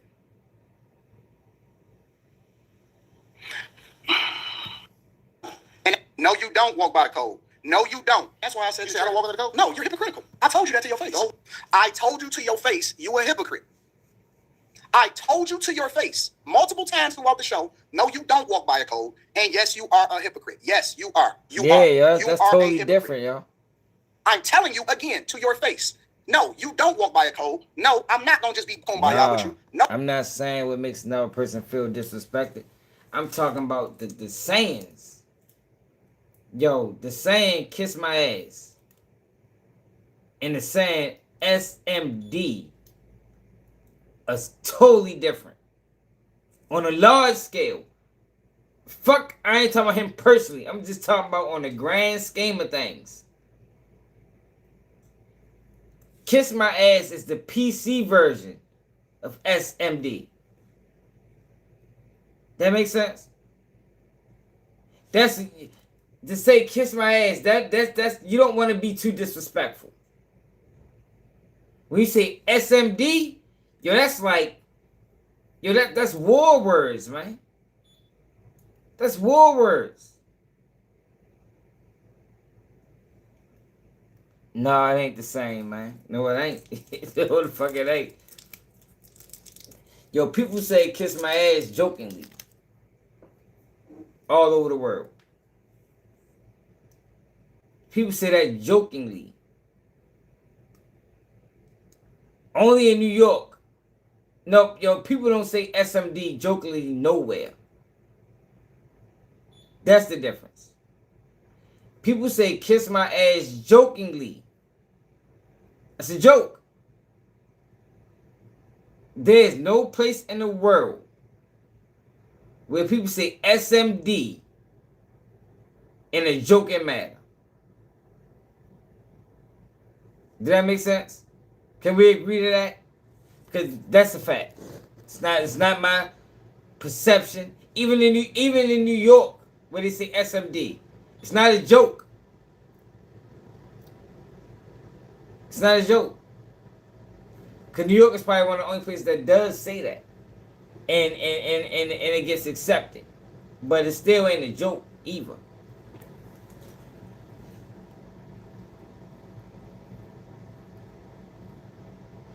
Yeah, that shit not a joke, man. Oh, I do not agree with you, and I told you to your face, you was a hypocrite.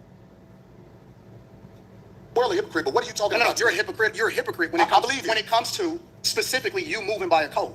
I don't understand what you're saying. Because you think that you can say what you want to say when you want to say it, and that people are supposed to respect the way that you move. Yeah, but you know, you right. He didn't say SMD, but yo, to say he was to say, to say you kissing ass, and to say you S&D, you know, it's just not the same. Yo, it don't carry the same work. It don't carry the same weight. It doesn't carry the same weight. You're right. He didn't say SMD. But he said you're sucking D. Yo, that it's just that it's not the same. It's not the same, yo. It's not. It never been. Yo, it never been the same, yo. Like I said, kissing ass is the PC it's the PC version. It's PC. Kissing ass. It's PC. But SMD. No, that's like extremely disrespectful. But I don't think that you move the way that you're supposed to anyway. I want this thing to be studied because No, don't talk to the audience. I'm talking to you. When I talk to him. Here's the truth. Brother Anton is talking about everybody else but himself and white men. This is a fact. I like this chat. Let me tell y'all why I like the chat. Everything but himself and white men. No, listen. I told you I want to come back and have a conversation about it. Or we can talk about it right now. I ain't got nothing better to do. It can't be fighting words either way. I agree. Don't look at the camera, nigga. I ain't got nothing better to do.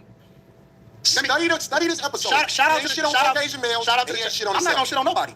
Yeah, Shout you out shit to on the black chat. people. You shit it on motherfuckers. I feel like I shitted on you.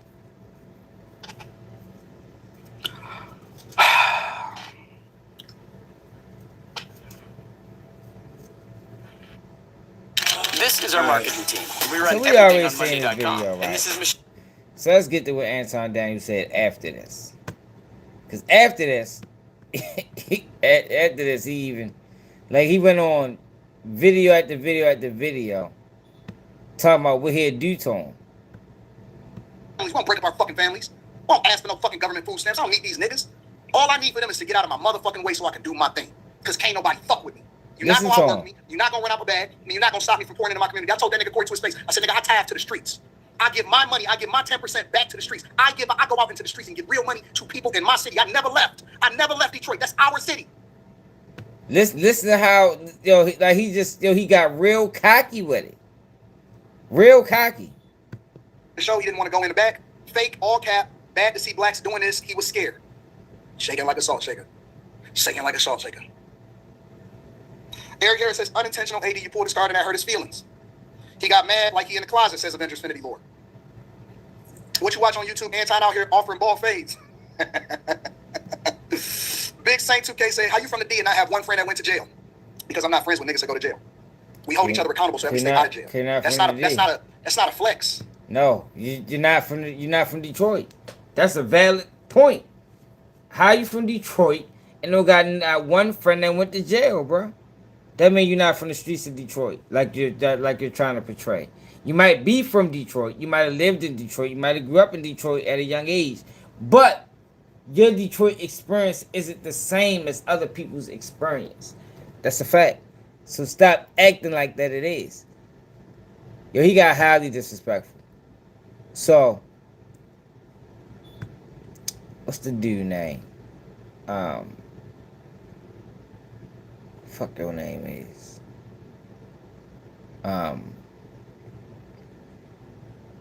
O'Shea Duke Johnson.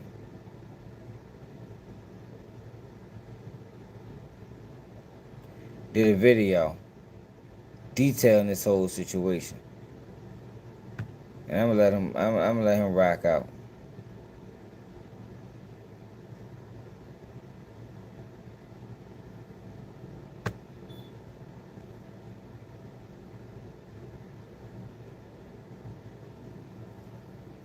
Marital situation, the young lady's marital situation. If he hit the jackpot. And why the fuck you say Try to that? fuck up another man's family.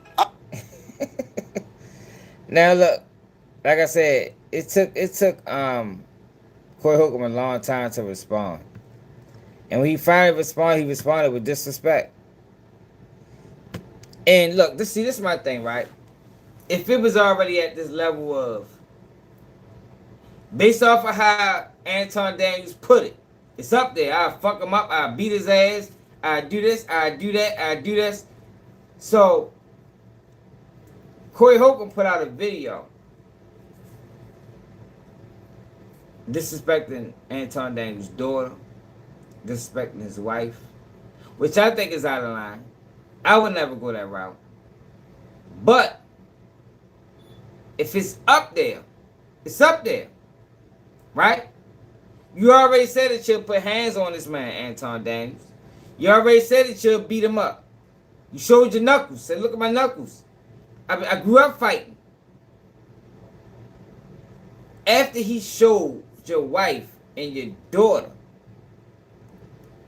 perfect opportunity. But yo, that's not what happened. Anton Daniels is choosing to go the legal route. And that was the thing that Corey Holcomb was scared of from the beginning. That if I put hands on this guy, he's going to sue me. If you go back to the other videos that we did the other day, Anton Daniels was talking about, shit, I don't want to got the money. I got more money than him. Why is he worried about being sued? But come to find out, you proved him right. He trying to sue the man. After all the disrespect, after all the slander, the minute Corey Holcomb responded, now he want to sue. Instead of getting physical like he said he would do, he want to sue now.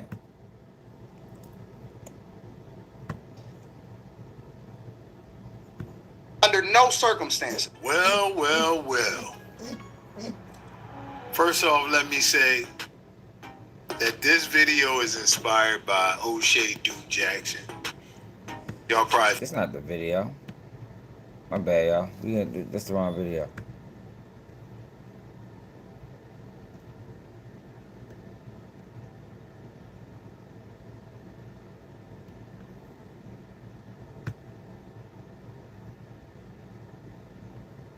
Hang out with them and everything like that. Like, I'm really, really, happy that him and his wife still together and all that, despite the problem. However, here's what we're gonna have to understand. And while I'm so hurt, After that.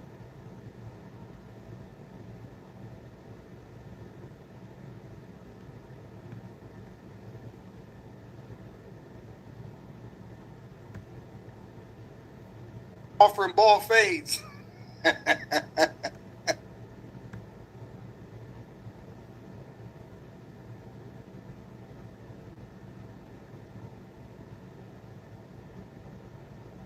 Build a website you love with Wix. For your words, create your brand. Again, 40% off your first order, 20% off for life. Get your free gift. Make sure you tap in with your boy Anton Daniels, because Unc is never going to lead you wrong. I would never have you use a product that I don't use myself. Again, they've been rocking with me for a long time. Make sure you get to Teach Henley. I love you. I appreciate you. I'm going to holler at you guys later.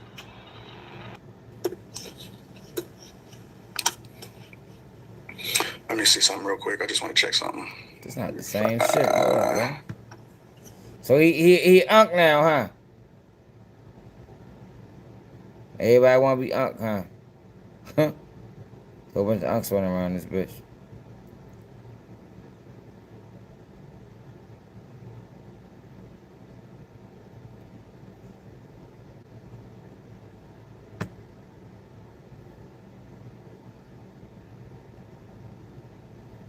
No children out of wedlock.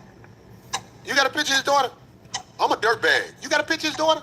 7 days ago, there was the live stream between Corey Holcomb and Anton Daniels.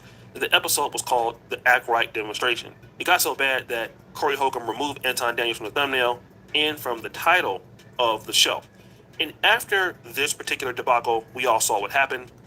Anton Daniels went on almost like a crusade. He called into other people's channels, basically talking about how broke Corey Holcomb was, talking about how he Clark would have Lane or whooped Corey something. Holcomb's ass, and he even said some real interesting things. Jesus Christ, bro! I'm gonna make $1 million off you, bro. So look, I'm going to make $1 million off of look, listen to his mind frame. So it was all cool when you was gonna make $1 million off of him. It got too disrespectful. Now you want to sue him. Like, yo, this nigga's a bitch, yo. Yo, you gotta be careful. He's like, yo, these are the guys that's like a Charleston White. They think they can say what they want, do what they want. But then whenever you give them any kind of resistance, they go the legal route. I'm gonna go to the police. I'm gonna go to the courts. Yo, you's a bitch, bro. Why you was acting so tough then? Yo, the man disrespected your wife and your daughter. Get busy, nigga. At least that's what you were saying after the situation happened. After the situation happened on Corey Holcomb platform, he said he'd have fucked them up. Golden opportunity. Take it. But no, he don't want to take it. He want to get the courts involved. He rather get the courts involved. But this is what he wanted to do the whole time. This is why Corey Holcomb didn't jump out the window in the beginning, initially. Because if he'd have put hands on this nigga, regardless of how tough he tried to portray, he'd have put the fucking people on him, man. He's a bitch. He's a bitch. Fucking clown. Corey alone. Because I know the money game. Corey broke. So he's saying that he's going to make $1 million off of Corey Holcomb. Now, for this whole week, Corey Holcomb wasn't responding at all. Wasn't responding on Instagram. Corey Holcomb actually, according to him, was in Las Vegas. And so now what Anton Daniels is doing is picking a fight with one of the most legendary, ruthless, grassroots comics in the history of Black America. And this is exactly what Corey Holcomb is. And Anton Daniels seemed to have a lot of momentum simply because Corey Holcomb just hadn't addressed it. And he was cashing in on it. Again, he was talking about he was going to try to make $1 million. And to be honest, a lot of us made a lot of money off of this situation. He's right, you know. But again, Corey Holcomb would stay true to form, showing up to his show, and the name of the show was Ugly Man Equals. And in this show, he refused to call Anton Daniels Anton. He called him throughout the show Futon. Woo! And he would start by insulting Anton Daniels' looks.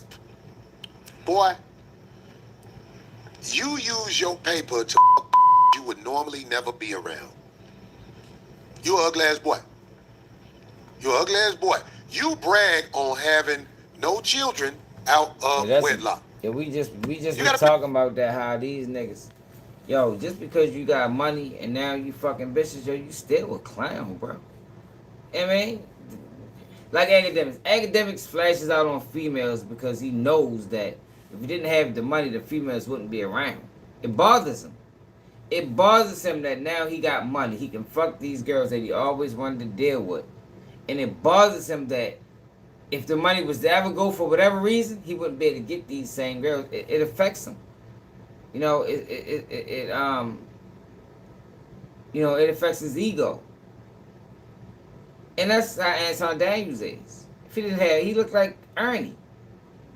If Ernie didn't have money, he wouldn't be able to do half the things he's doing with these women. They would look past him. And that's cool. Acknowledge it. But don't act like you just some hell of a nigga and you out here getting bitches. Nah, bro, you know what it is, man. Them girls using you just like you using them, man. This is, fair exchange ain't no robbery. But keep it real, man. Let ain't nothing wrong with it. But don't make it seem like it's something that it ain't. Picture his daughter. I'm a dirtbag. You got a picture of his daughter? That nigga got a picture. This now, Corey was wrong on for not this. having no children out of wedlock. He was wrong for this. He was wrong for this. You don't get women and kids involved. He was wrong for this. But Anton Daniels, you don't go to the authorities as a man who participated, who helped push his response. You don't then go to the authorities, bro. Now if you say you'll beat him up and he can't fuck with you, I think that's why Corey Holcomb did this. I think Corey Holcomb did this in order to push Anton Daniels to stand on some of the things that he said. But what Corey Holcomb failed to recognize was, and he exposed this when he talked to him, is that, yo, Anton Daniels is not the type of dude that's gonna stand on anything. He don't even know what he's doing. He didn't even realize the difference between SMD and Kiss My Ass. He didn't recognize the difference.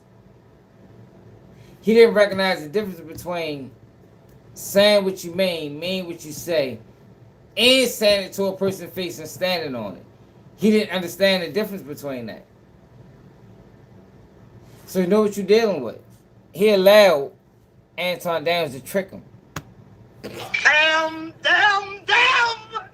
And then Corey Holcomb would go a lot further and attack, well... This man said he ain't got no children out of wedlock. That's cool, my daughter. That's who? Not cool, my daughter. That's the air up there, nigga. Look, nigga, let me tell you something. Don't make no more kids. That don't be buying like you after a while. If you don't know, don't ever brag on no mother what you ain't got. Don't nobody want no kids with you. Don't nobody want no kids with you. Your prime years, you was a scammer. You was doing scams. Now that you older and found a way to manipulate, get dude off the screen. Get dude off the screen, man. That's who the is that? This cat. I'm the captain now. Look at that. Hey, look. Let me tell you something. Don't make no more daughters, dog. You got to make it where your come out with a boy, so you can make excuses for him. But you ain't got no kids out of wedlock, because ain't no just with you. He was on the internet bragging, I always got a bad with me. No, you pay a bitch to be with you. I don't respect going after the man kids. That was low. That was low. And he ain't have to do that. But that don't mean as a man, that don't mean you start filing lawsuits. You know what his set at? You been there before? Go there again. I don't even think my girl would respect that. I mean, I don't got no girl, but I don't even think my baby mother, I don't think she would even respect that shit. Motherfucker mentioned her and my kid's name in the video, and I go the legal route. Fuck no. I'm gonna pull up on your ass. Catch you outside. Catch me outside, how about that? Ain't that what the girl said? You ain't no who got bitches. After going after the daughter, he would then go after Anton Daniels' wife. She look like she'll be like, fuck it, I'll be with this little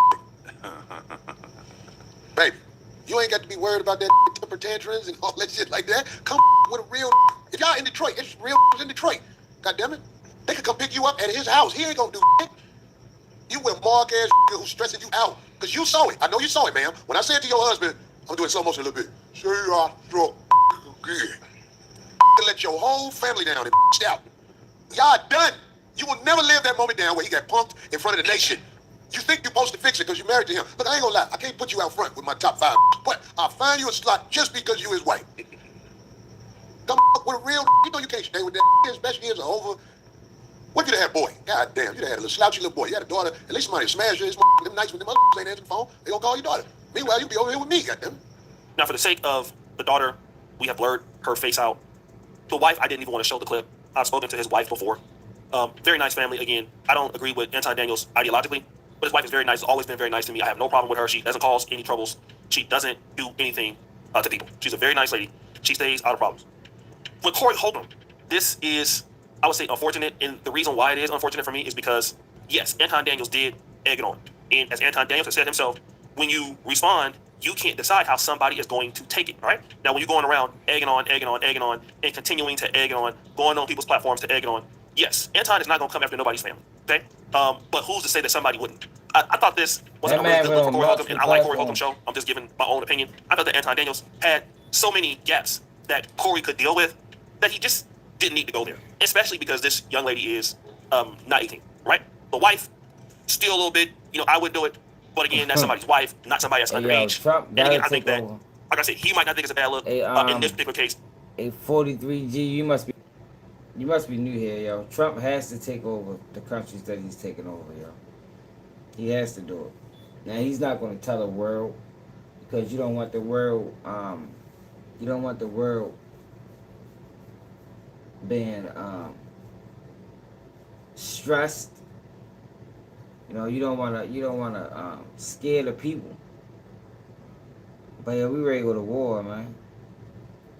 And Latin America is a weak link. It's a weak link. You know, Greenland is a weak link. China and Russia is trying to get closer to the United States. And the only way we can stop them from getting closer is that we get closer to them. Which means if they was to ever fire a bomb, we'd be able to shoot it down before it hit the homeland. Yeah, we're playing chess right now, man. I don't know. I don't know if that's even going to happen. And Trump is getting the third term. That's going to be my next live tomorrow.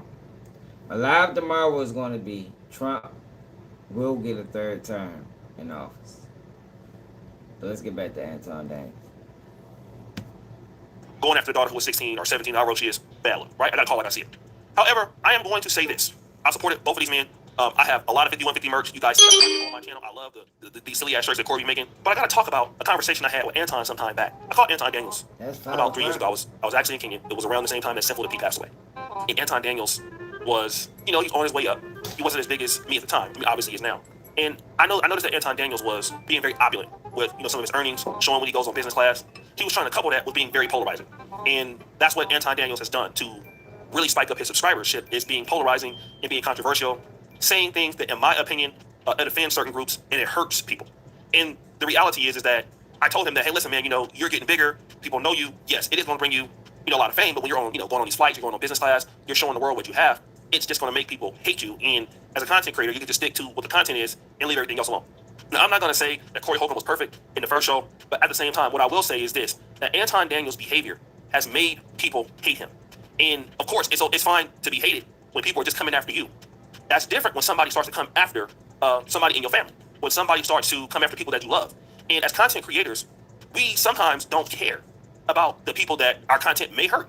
And there's a lot of things in the past that I would publicly say on my platform. But now that I'm 44, going on 45, I try to put myself in the shoes of somebody and say, how would I feel if I was that person's father that I'm talking about? How would I feel if I was that person's brother? How would I feel if that was my daughter? You know, when I'm talking about, you know, certain women, how would I feel if that was my daughter or whatever, or she was my mom? And when you think about it in those ways, you can still be critical of something, but not go all the way. And the reality is Anton Daniels goes all the way all the time. And, you know, he says hurtful things all the time. And it's very unfortunate as to what happened to his wife and his daughter, and that Corey Holcomb went so hard. I mean, he really went extremely hard. And, you know, my heart goes out to both of these brothers, right? Because again, Corey Holcomb, you know, most people can look at this and say, well, you know, Corey Holcomb don't have no heart, you know, and people can come back and say Corey Holcomb was offended and he was instigating with Corey Holcomb, so Corey took it there, which is largely true. I don't really see Corey do this to somebody's daughter or people in general. I just don't see this, but this was a very special case, and yes, Anton was egging him on. But what Anton Daniels has done is the way he carries himself online, he's made people become targets that don't have nothing to do with his content, and that's the scary part, because it gets even worse. Like, when you're out of the country, for example, let's say myself, I was on the plane going to Dubai, and the moment that I just landed, somebody knew. Same thing, I go to South Africa. Same thing, I'm in Europe. You don't know who is rocking with you and who don't, okay? People are nasty online. There are YouTubers now that are getting murdered. People are doxing people. People are doxing their moms. And so everything, you just can't come on here and say just for clout or just for views. And again, let me just say this. With Corey Holcomb, he's kind of been this way for like 10 to 15 years. And Anton Daniels may very well believe on what he's talking about, whether it's holding blacks accountable, white supremacy, talking points that need to be rejected from blacks. He may obviously feel that way. But when it's to the point that, you know, you have a no holds barred towards people, like you don't respect their feelings, and, you know, people just dislike you, this is the result, okay? This is the result. And it's come to a head where he's gotten so big, and he's been rewarded for, you know, running this style of platform. And again, it's entertaining, depending on who you see, but it's not entertaining when it's your daughter that they're talking about. It's not entertaining when it's your wife that somebody's coming about. And it was so bad what Corey was doing. I mean, I seen Craig make a little bit of a joke. He called the daughter Kumo D or whatever. But once Corey started really going in, I could really see their facial expressions, darling. They wanted nothing to do with it because it was so brutal. Yeah, he brought up, and, you know, like I said, as content creators, he brought up certain a things that very we just good are going to have to really calm down on and be very humanistic. He brought up a very good point. Anton Daniels had made a career off of disrespecting people, rubbing people the wrong way, You know, hitting people where he think it hurts. Now, he's faced with the mirror being shined back to him, and he can't take it. He want to go the legal route. I don't respect that. I don't respect that, yo. And I'm not saying what Corey Holcomb did was right, because it wasn't. You know, you shouldn't have put his kids in it. You shouldn't have put his wife in it. This is a beef between two men. But at the same time, Anton Daniels, you ain't supposed to go the legal route.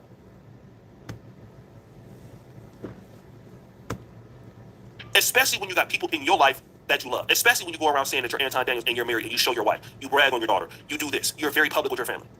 And then thinking that somebody else is not going to go there. When somebody might go there. Because the fact is, when people dislike you anyway, when people think that what you're doing is raccooning it up, that you're evil, you're a necessary evil. I'm not saying that he's necessary evil, but some people may feel like that. Then you're somebody that just need to be dealt with. Who cares about you? And I'm telling you, a lot of people feel like once you associate with somebody like Anton Daniels, everybody that deal with him. That's a real gangster ass way of looking at it. But yeah, O'Shea Jackson ain't lying. I agree with him. I agree with him.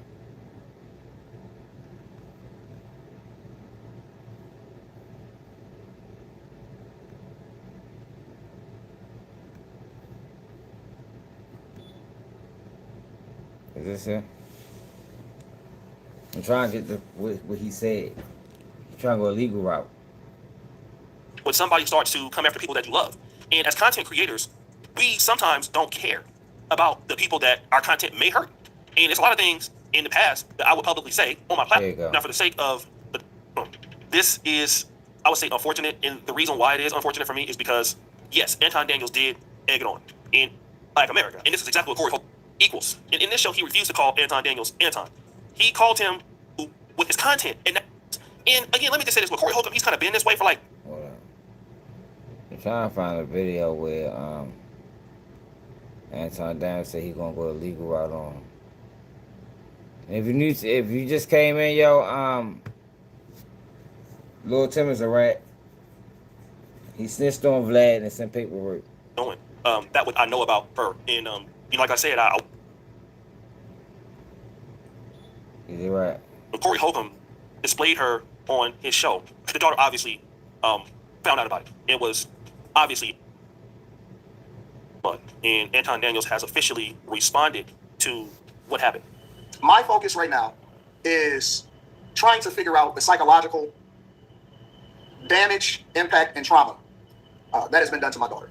Look, I pulling her out of school. Whenever a person gets to talk about psychological damage, impact, and trauma, he talking lawsuits. I can't respect that as a man. Yo, he ain't do nothing to you physically. Maybe reputationally. But yo, you just said that you'll fuck him up. He showed his knuckles. He said he'd knock him out. Do your thing. Why you trying to put the police on him, man? And like I said, this is what Corey Holcomb fed from the beginning. This is why he didn't let it get that far from the beginning, because he knew if he was to touch this man, regardless of all the shit he was talking. And this is the problem. This is the world that we're living in now, yo, where people think you can say what you want, do what you want, but don't face don't face consequences. That is not reality.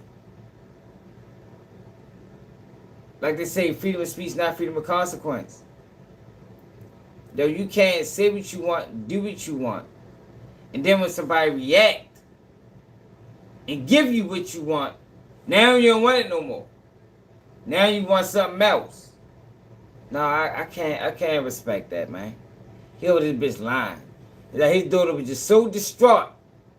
Listen to him, yo. That's not how listen to this picture that he's painting. This is all legal terminology. What happened? My focus right now is trying to figure out the psychological damage, impact, and trauma that has been done to my daughter. I pulling her out of school, early therapy, making sure that she is protected, trying to see what the fallout will be as far as her having to be removed from some of her competitions because of a lot of different things, including online bullying and psychological damage. Now, according to Anton Daniels, his daughter is underage. She is an athlete. I do know that about her, that she's already applying to colleges and things like that.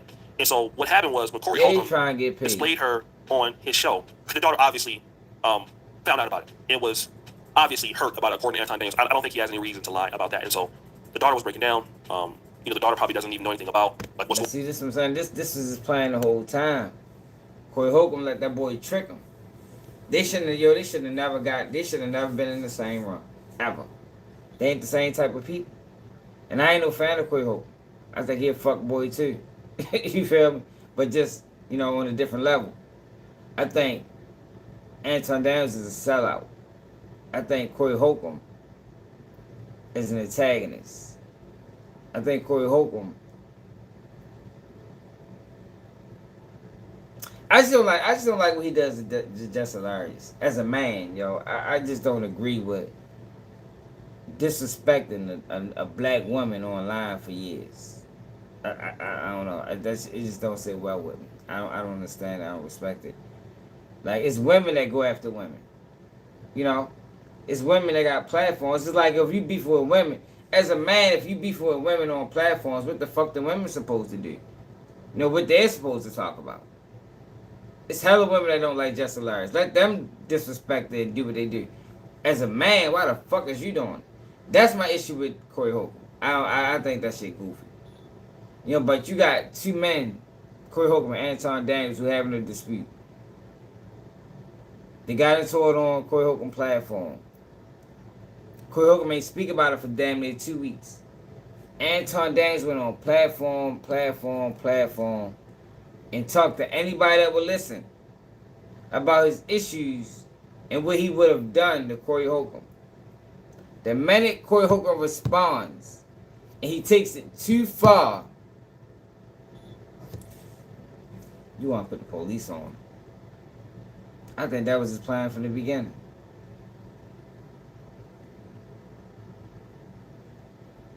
I don't know. I don't really watch them niggas. Like, I know he disrespects Just, but I don't really watch. It could be his karma, but I still don't respect it.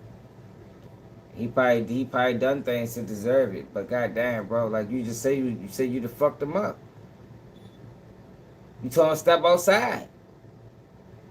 You say you to beat all this shit out of him. Doug walked him. I think that's the words he used. So now he just displayed, Corey Holcomb just displayed the ultimate disrespect. Nigga, do what you said you was gonna do to him. You know where the studio at? Go up that bitch. You know what time they shoot? But he don't want to do that because he ain't never want to do that. He ain't want to do that when he was there. If Corey Holcomb would have touched that boy, he'd have filed a lawsuit. He's a bitch. He's not a man. Like a Charleston White. Going on the black sector YouTube, she's just living her life. And the mom has to go and rescue the daughter. And obviously the mom, Anton Daniels' wife, was talked about very, very badly. And now he's, kind of in this mix. And he understands that the beef has gotten out of hand. That happens in their lives when other people go after children. I thought that children was off limits. But I guess not. So my number one concern, and I'm going to say this, and then again, this is for all of the civil, awesome black people out there and people in the United States of America that want to ensure that their children are protected. My number one goal is to always try to figure out how I can protect my underage child. He's also talking about it here. That's all I've been authorized to say. Had a couple emergency phone calls. The only thing that I can say at this point is that I can't say anything about it. First, I need to go and make sure that my daughter is okay. And so it's a lot of tests. I'm not sure if she got to get pulled out of school for the rest of the year. This may affect her in that way. So I have to make sure that she's okay. So he's trying to move forward. He's also saying that the kids are off limit. His heart is broken about this. And typically, when you get into it with people on YouTube, typically kids or family members are off limits. I got into a beef in 2021 with a Saint in the Center where I quickly found out that, you can get into one of these things where your family is not off limits. Now, it is true. I started the beef with the Saint in the Center, but it was never harsh. But I quickly found out that, yes, your family can be drugged into it, and it's not fun when your mom is calling, your dad is calling, The video goes up and everybody in your community is calling and saying, yo, what's going on? Who is this dude? And it will make you rethink about engaging in beefs again, right? Because the right person will take it there. Right. And I found that out right here on YouTube. I've been in many. Now, he took issue.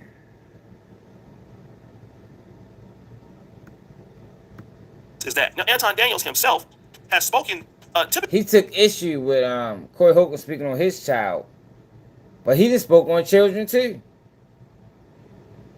Yeah, you're right. I agree, Status Bone. They ain't the same type of people, man. Like, yo, like certain people, like, I can't, like, if you pro-black, you can't talk to Anton Daniels. It's gonna piss you off, man. Like, you're setting yourself up. It might be good for TV if you can endure it. Yo, but like me, I can't do ignorance. I can't do stupidity. I can't have a conversation with ignorance. I can't have a conversation with stupidity. And some of the takes that Anton Daniels got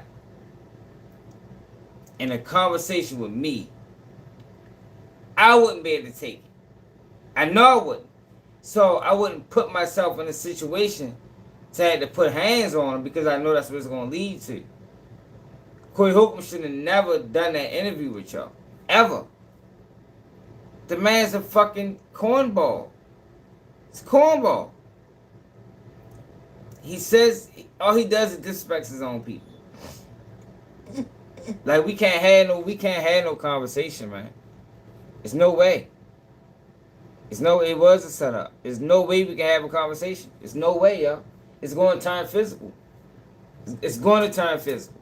I know it is. Like, I'm 100% certain that if I was to sit down with Anton Daniels or Charleston White and they get to talking that dumb stuff, it's going to get physical because they're going to stand on it, and then I'm going to stand on it, and then something got to happen because you're wrong and you think I'm wrong.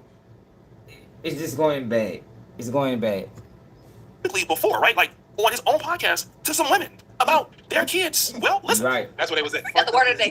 I think you need something. You wanna know what? I feel like it's the age group, like you said. Can you get a one of the It's like kids? we gotta talk about let's get off that topic. The only person that believe your kids. Let me tell you something. When people post their kids online, you're the only person that think that your kid is awesome. Oh my god. Now again, I want to basically say something about Anton here.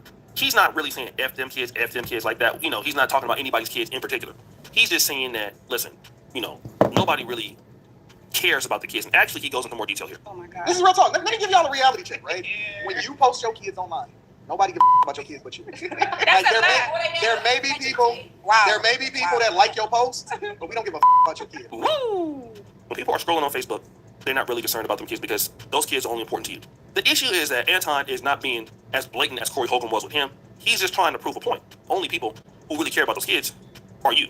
And now Anton Daniels is going to have to use that same framework because when it comes to his daughter, in his situation with Corey Holcomb was not willing to give his daughter the benefit of the doubt. Because using Anton Daniels' framework, your daughter's only important to you. Because you raised her, you had her to somebody else, it wasn't that serious. And this is the situation in which Anton Daniels decided it was enough. Corey, he won. Corey and Craig, you win. You win, I give up.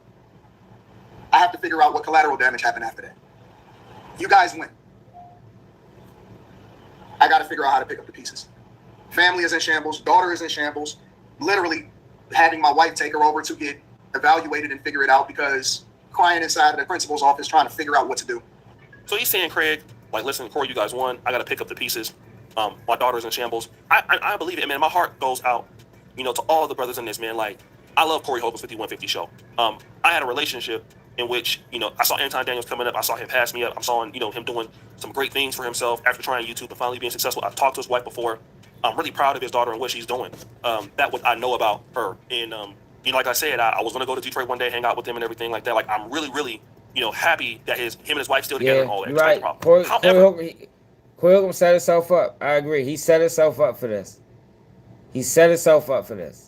I totally agree. But we can't excuse him, though. But I totally agree. He set himself up dealing with a fuck boy. And he going to have to pay for it.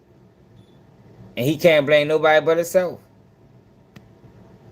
Here's what we're going to have to understand. And while I'm so hurt, like, really, about what happened and how he must feel. We as content creators gotta understand, when we get into beefs with people, we put our family at risk. Okay? Especially when people look at us for not being human. Let me explain what I'm saying. When you give harsh takes on the internet and your harsh commentary, for most content creators, it's just a story. We see something happen, we react to it, we don't know them, and we are not emotionally tied to the person in the story. Whether something happens to them, they get killed, it's their fault. But we fail to connect that somebody loves them, or somebody is connected to that story. And we just give an opinion and move on. And so because we're so nonchalant about it, there's no emotion to it. And somebody like Anton Daniels, he reacts to videos, hundreds of videos every month, and you're just giving a oblique observation, non-emotional observation, pretty much ridiculing people, going after the black community. So what happens is people look at you as a person who don't give a fuck. He's lying, yo. His daughter wasn't affected like that. This is all legal. This is all lawsuit terms. That's how you know he ready to file a lawsuit on her. So I might gotta take her out of school. She going to therapy. Like, yo, come on, bro. Like, you act like a bit. Like, this is what I'm saying. Like, I couldn't even do that, yo. Like, I couldn't play that. I couldn't play that with no game like that. I couldn't play no game like that. No, good goddamn well I'm lying. Even if I'm not lying, I'm what's the word? I'm making it seem like it's bigger than it ain't. You know good and goddamn well your daughter wasn't affected like that, bro. You know that. To the point she gotta get taken out of school? She gotta get took to counseling? Like, is you serious? Yo, even if that is true, yo, if you did something so damaging to my family reputation that my daughter gotta go to counseling, my daughter gotta get taken out of school, bro, you gonna have to see me, man, as a man. See, but this the thing, and this way Anton Daniels on some bullshit, because that's the image that he portrayed at first. Man, I'd have fucked him up. He was scared. I told him step outside. What changed? Why not have that same energy? Because now he didn't step over the lines. So he didn't just disrespect you. He disrespected your wife. He disrespected your kid. Now you got more ammunition to carry it how you always wanted to carry it. And it'll be justified. But he ain't go that route. He went the legal route. That's what he leaves me at. That's why I can't respect it. And that's not co-signing what Corey Holcomb did. Because we ain't doing that. You should have never brought them involved in it. But at the same time, Anton Daniels is talking crazy. So sometimes it be situations like, all right, this how you talking? I'm going to make you do it. Because in my city, we do that, y'all. In my city, your way make you react. Your people will make you crash out. They will at least try. And I think that's what Corey Holcomb did. You was already on the ledge. Anton Daniels was already on the ledge. Corey Holcomb just wanted to push him. That makes sense? He wanted to push him. All right, you on the ledge. You on the ledge. You talking all this tough Tony shit. I'm going to give you a little bit push. Now what? And he went sour, man. Anton Daniels. He decided to go the police route. And all that shit he talked. Care about nobody else. You don't have no sympathy or no love for anybody. Obviously, this is not true. Anton Daniels got responsibilities. He got people he loved, just like Corey Holcomb. I mean, he's also a harsh critic, but he got people he loved. He got people he care about. He got people he's doing things for. But the problem is that when you come across like that, people don't look at you as a person anymore. They look at you as a person that is, just a piece of shit. So what they start to do is they start to internalize you and everything about you as being evil. So it makes it, like I said, when somebody wants to come after you, they don't feel bad about talking about you in a negative way. Because once you start to say hateful things about the black community, or people think you're biased towards the white community or white conservatives, then anything associated with you should also be roasted up. Some people don't have a filter to say, wait, hold on 1 second. This is his daughter, or this is his wife. We shouldn't go there. Okay? Now, in the case of him and Corey, I think Corey knew exactly what he was doing. I think he did that with the intentions of, are you talking all this gangster shit? I'm going to make you react. But Corey forgot that he was dealing with a fuck boy. Corey forgot that he was dealing with Uncle Ruckus. He forgot, and he going to have to pay for that. He going to have to pay for that. He let the boy trick him. It's that I light think button, Corey was y'all. wrong for talking about his daughter, but I will say that he definitely, Anton Daniels didn't help his case either, because what Anton Daniels was doing was aggravating Corey. Again, after the show was over, it was some animosity between the two of them, and then what Anton Daniels did was try to milk it. He basically tried to continue a fight with, number one, a legendary comedian, a person who don't have nothing to lose, and then a person that can come in and talk about anybody and hide it under the fact that it's comedy. That's what they can do. So now you're dealing with somebody who don't care you're beefing with, and you don't have the moxie to deal with somebody that's a Chicago stomped down gangster ass comedian that don't have no filter and will destroy anything in his path. None of us as content creators are ready to deal with somebody like, for the most part, Corey Holcomb. Somebody that could just play dirty. I mean, some people can, but not if you're a person that has like a wife, a daughter, and they can get a hold of it. Of course, you're gonna use it, and then he can hide it underneath the guise of comedy. Attack your wife. As a man that have these things, and if it hurts you, it bother you, it might not bother you, but if it bothers your daughter breaks down crying, she has a nervous breakdown, and then your wife is looking at you like, see, because of what you're doing online, you have hurt my daughter. My daughter is innocent, but because of you did it. And as a man, you got to stand on that. And, this is what the case is. So when your daughter is being hurt, then Anton has to look at himself in the mirror and say, what's going on with my daughter right now? I added to this. I'm part of the issue, or I'm all of the issue, however you want to look at it, and it's unfortunate. And as content creators, we roll this dice every day with every upload that we make. And then sometimes when I give a take that's too harsh, I give a take that is, what I would say, too ostracizing to somebody, I got to record the video because we got to start thinking about what the other person is. Who is that person's family? Who loved them? Because I'm going to tell you like this, Anton Daniels for a certain while has chased being too polarizing. I've seen other folks do that. Tommy Sotomayor. And then when you're too polarizing, all somebody's going to do is come back and be too polarizing towards you. So you're going to get somebody who's more polarizing. Like, none of us can get in the same frame as Corey Holcomb. He's a comedian. He don't care. He will take it there. There's no way you can compete with a person like that.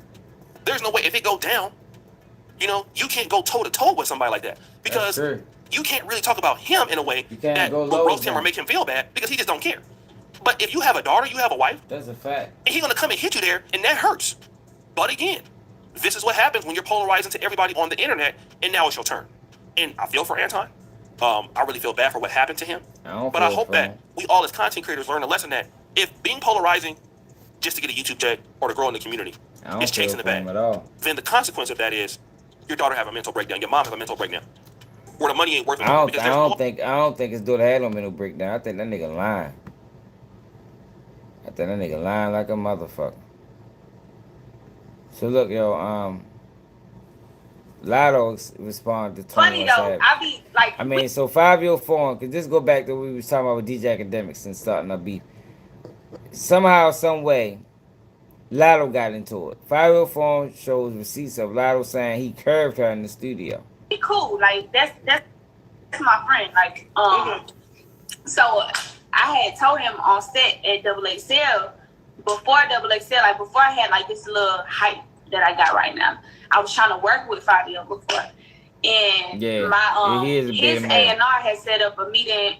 A session with my A&R, and I was already at the studio waiting on Fivio to pull up in New York just way before that. Like button, y'all scratch the time for me. This fool done stood me up, y'all.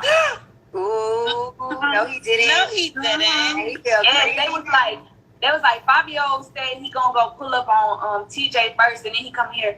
I said he gonna go pull up on his homeboy before he pull up on a bad bitch. I'm out. Funny though, I be like, we cool. Like, so y'all know Lotto fuck with 21 Savage, and 21 Savage and Fivio Foreign having issues right now. Look at this nigga. Yo was a Muslim. And this is another thing I want to talk about. Look at this false narrative they putting out on Javante. No, that's not it. I seen a video that said Javante Davis moved to Cuba. I said, these motherfuckers are saying anything. Look at this though, y'all. 7 House Democrats voted with Republicans to approve $10 billion in funding for ICE. Who would have thought that, right? In a closely watched vote on Capitol Hill, the U.S. House approved the Department of Homeland Security funding measure that includes roughly $10 billion for immigration and custom enforcement, with a small group of Democrats joining Republicans to push it over the finish line. They all together. That's why you don't fall into politics, because they all together. We clear? The legislation passed 220 to 207, reflecting how politically charged immigration enforcement and border security spending remain, even inside the Democratic caucus. While most Democrats opposed the bill, 7 House Democrats voted with Republicans, giving the GOP the margin it needed to secure passage. Supporters of the package argue the funding is necessary to maintain core DHS operations, including immigration enforcement, detention capacity, investigation, and staffing required to manage case backlogs and operational demands. They contend that, regardless of border policy disagreements, DHS agencies need stable funding to avoid disruptions that can ripple across public safety, cybersecurity, disaster response, and border operations. Critics counter that boosting ICE budget reinforces enforcement. First approaches, they say, have led to over-reliance on detention and aggressive interior enforcement. Progressive lawmakers and advocacy groups have long pushed for shifting resources toward humanitarian processing, legal services, and faster adjudication pathways rather than expanding enforcement capacity. Who'd have thought that, though, y'all? That ain't the narrative that's being pushed. I also wanted to show y'all. Oh, Gillian Wallow.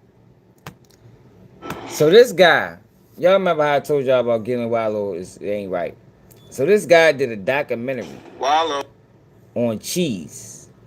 Gilly's son died, right? I don't know who he is. I don't know who he is. But Gilly made him take the video down. Struck his video. Now Trap Lil Ross just did a video on the death of cheese. Gilly ain't strike it. And the way, you know how Trap Lil Ross do his videos, he not doing his videos in anything positive at all. This man actually interviewed the mother of cheese. Did the video real respectfully. And Gilly made him take the video down, struck his page. So listen to this. Oh, Gilly. It's been like 3 days, that joint's still up, and it's making money and all that. Club Shay Shay says, that's a crazy name. He says what he says. Gil said, that's the young boy that killed my son. You lied on that lady's son, bro. No evidence, nothing. No evidence, no nothing. And you from the streets. Who even says shit like that from the streets, bro? We don't talk about that. You're supposed to be the street dude. So I reach out to Toy. I'm like, Toy, the detectives had somebody, the person that killed Davis, but lock him. She like, no, I never heard of that. She was damn near ready to get mad at the detectives because she like, well, how he know and I don't know. The detective says, I ain't never tell him that. I don't know what he talking about. You put everybody at risk with those lies. Everybody. How thorough is that? You putting a mom at risk, his sisters, his brothers, everybody at risk, saying that he killed your son and lying about the detectives telling you that. That's a lie. And when you say supposedly, I mean, because allegedly, I speak to my detective, and they still are investigating, so I can't say for a 100% fact that he was the person that did it. You know, that's what the streets say. But, you know, the cops haven't confirmed it, so I can't say that he actually is the one that did it. Until a person is charged with something, and even at that, sometimes when they're charged with something, it's not true. But it was no charges or nothing filed on that situation, and you lied. And Toy was even thorough enough to say it on an interview. You did all that just to be super cool, trying to be cool. Yeah, he got shot 17 times. Like you had something, like you put that work, like you sent that out. I don't understand how we just cool with letting sucker shit be sucker shit. Y'all gotta understand my frustration. I had my page for 5 years. I was making money off my page. They tarnished my image. I had people stop dealing with me thinking I was clout chasing, and they telling dudes I'm clout chasing. He don't know this. All I was trying to do was a good deed for his mom. You dudes throw rocks and hide your hands and act like, oh, it ain't me. It's they hating on me because I get money. Get the fuck out of here. I ain't trying to hear none of that. That documentary upset me because the white man, they do this shit to us all the time. They take our content, they take young kids killing each other and rapping about dissing each other dead, take that shit, make money off of it, and none of y'all niggas do shit to them. Nothing. Here though, my documentary was grade A. Toy was even thorough enough to speak good about you. In it, for the little second she said something about you. And here you come shutting it down, trying to quiet her voice and shut my page down. That shit upsetting me, man. Take that video down. Wallow, Gilly. It's been like 3 days that joint's still up and it's making money and all that. Club Shay Shay says, that's a crazy name. He says what he says. Gil said, that's the young boy that killed my son. You lied on that lady's son, bro. No evidence, nothing. No evidence, no nothing. And you from the streets. Who even says shit like that from the streets, bro? We don't talk about that. You supposed to be the street dude. So I reach out to Toy. I'm like, Toy, the detectives had somebody, the person that killed Davis, but lock him. She like, no, I never heard of that. She was damn near ready to get mad at the detectives because she like, well, how he know and I don't know. The detective says, I ain't never tell him that. I don't know what he talking about. You put everybody at risk with those lies. Everybody. How thorough is that? You putting a mom at risk, his sisters, his brothers, everybody at risk saying that he killed your son and lying about the detective telling you that. That's a lie. And when you say supposedly, I mean, because allegedly, I speak to my detective, and they still are investigating, so I can't say for a 100% fact that he was the person that did it. You know, that's what the streets say. But, you know, the cops haven't confirmed it, so I can't say that he actually is the one that did it. Until a person is charged with something, and even at that, sometimes when they're charged with something, it's not true. But it was no charges or nothing filed on that situation, and you lied. And Toy was even thorough enough to say it on an interview.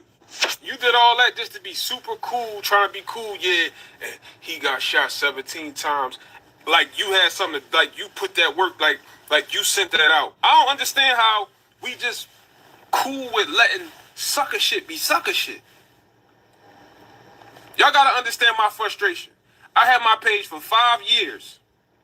I was making money off my page. They tarnished my image. I had people stop dealing with me thinking I was clout chasing, and they telling dudes I'm clout chasing. He don't know this. All I was trying to do was a good deed for his mom. You dudes throw rocks and hide your hands and act like, oh, it ain't me. It's they hating on me because I get money. Get the fuck out of here. I ain't trying to hear none of that.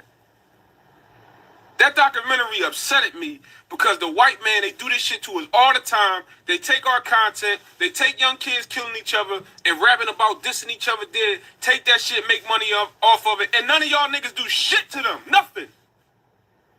Here though, my documentary was grade A. Toy was even thorough enough to speak good about you. In it, for the little second she said something about you. And here you come shutting it down, trying to quiet her voice and shut my page down. That shit upsetting me, man. Take that video down. Wallow, Gilly. It's been like 3 days that joint's still up and it's making money and all that. Club Shay Shay says, that's a crazy name. He says what he says. Gil said, that's the young boy that killed my son.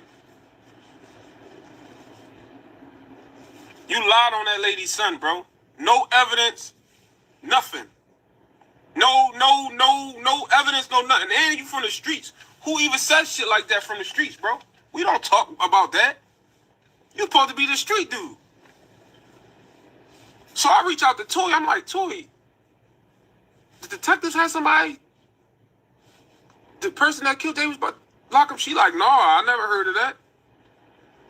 She was damn near ready to get mad at the detectives because she like, well, how he know and I don't know. The detective says, I ain't never tell him that. I don't know what he talking about. You put everybody at risk with those lies. Everybody. How thorough is that? You putting a mom at risk, his sisters, his brothers, everybody at risk saying that he killed your son and lying about the detectives telling you that. That's a lie.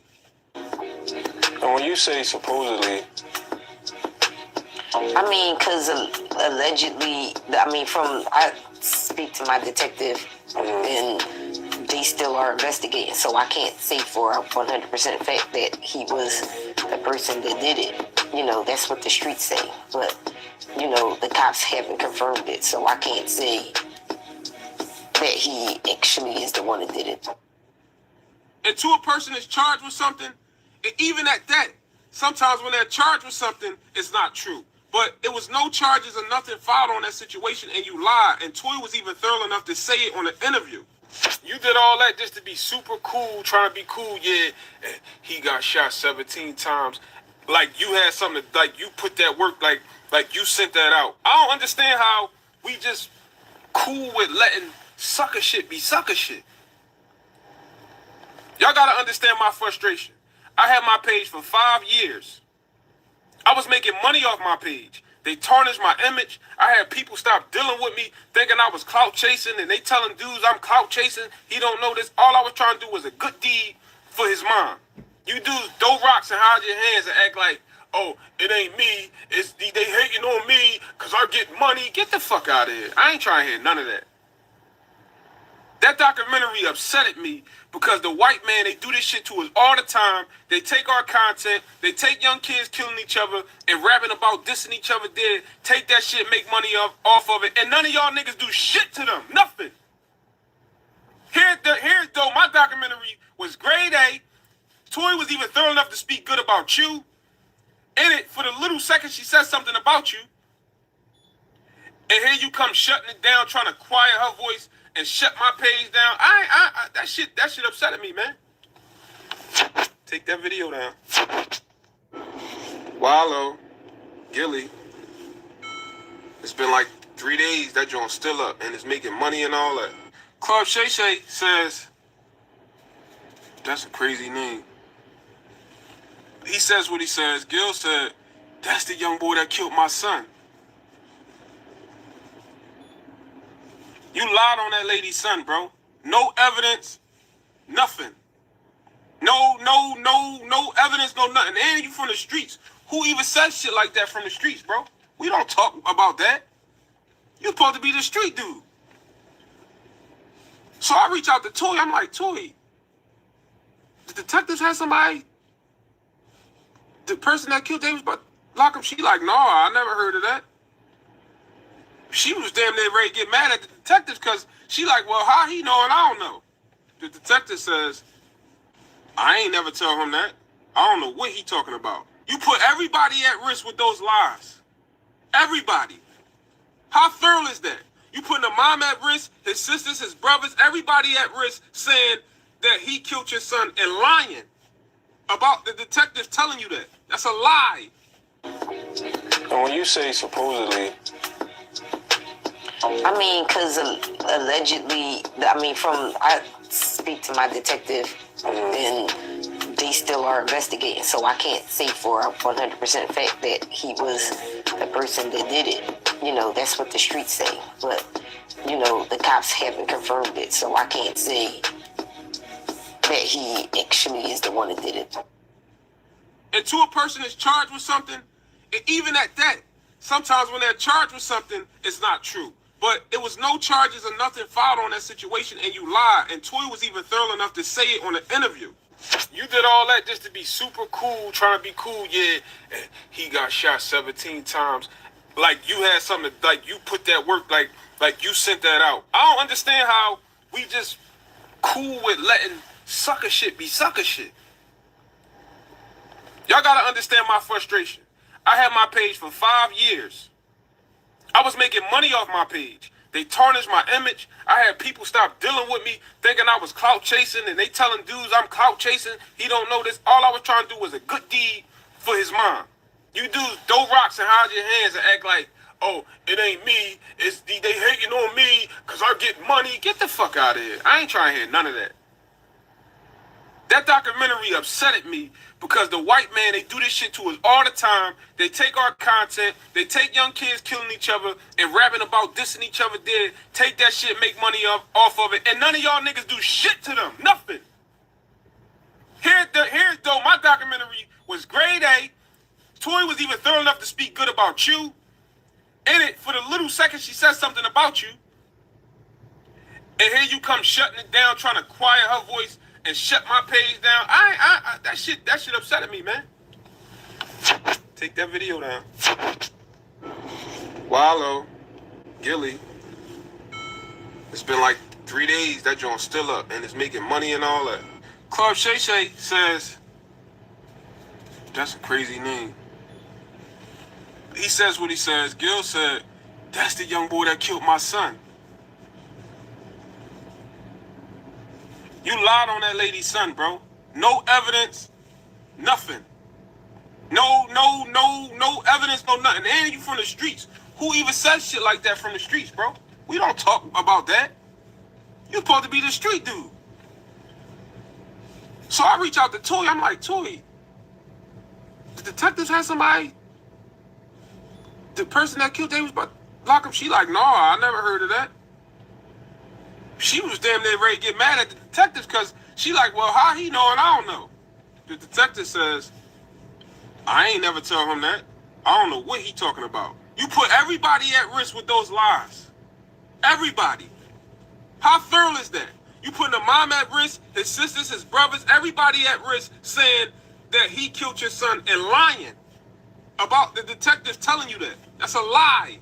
And when you say supposedly, I mean, because allegedly, I speak to my detective, and they still are investigating, so I can't say for a 100% fact that he was the person that did it. You know, that's what the streets say, but, you know, the cops haven't confirmed it, so I can't say that he actually is the one that did it. Until a person is charged with something, and even at that, sometimes when they're charged with something, it's not true. But it was no charges or nothing filed on that situation, and you lied. And Toy was even thorough enough to say it on an interview. You did all that just to be super cool, trying to be cool. Yeah, he got shot 17 times. Like you had something, like you put that work, like you sent that out. I don't understand how we just cool with letting sucker shit be sucker shit. Y'all gotta understand my frustration. I had my page for 5 years. I was making money off my page. They tarnished my image. I had people stop dealing with me thinking I was clout chasing, and they telling dudes I'm clout chasing. He don't know this. All I was trying to do was a good deed for his mom. You dudes throw rocks and hide your hands and act like, oh, it ain't me. It's they hating on me because I get money. Get the fuck out of here. I ain't trying to hear none of that. That documentary upsetted me because the white man, they do this shit to us all the time. They take our content, they take young kids killing each other and rapping about dissing each other dead, take that shit, make money off of it, and none of y'all niggas do shit to them. Nothing. Here's though, my documentary was grade A. Toy was even thorough enough to speak good about you. In it, for the little second she said something about you. And here you come shutting it down, trying to quiet her voice and shut my page down. That shit upsetted me, man. Take that video down. Wallow, Gilly. It's been like 3 days, that joint's still up, and it's making money and all that. Club Shay Shay says, that's a crazy name. he says what he says. Gil said, that's the young boy that killed my son. You lied on that lady's son, bro. No evidence, nothing. No evidence, no nothing. And you from the streets. Who even says shit like that from the streets, bro? We don't talk about that. You're supposed to be the street dude. So I reach out to Toy. I'm like, Toy, the detectives had somebody, the person that killed Davis, but lock him. She like, no, I never heard of that. She was damn near ready to get mad at the detectives because she like, well, how he know and I don't know. The detective says, I ain't never tell him that. I don't know what he talking about. You put everybody at risk with those lies. Everybody.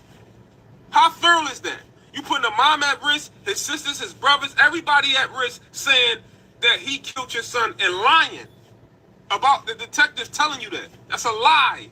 And when you say supposedly, I mean, because allegedly, I mean, I speak to my detective, and they still are investigating, so I can't say for a 100% fact that he was the person that did it.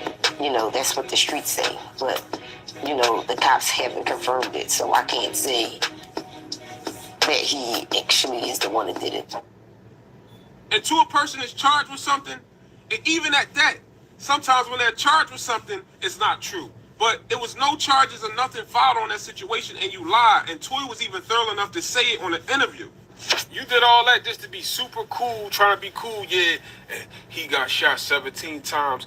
Like you had something, like you put that work, like you sent that out. I don't understand how we just cool with letting sucker shit be sucker shit. Y'all gotta understand my frustration. I had my page for 5 years. I was making money off my page. They tarnished my image. I had people stop dealing with me thinking I was clout chasing, and they telling dudes I'm clout chasing. He don't know this. All I was trying to do was a good deed for his mom. You dudes throw rocks and hide your hands and act like, oh, it ain't me. It's they hating on me because I get money. Get the fuck out of here. I ain't trying to hear none of that. I ain't played this before.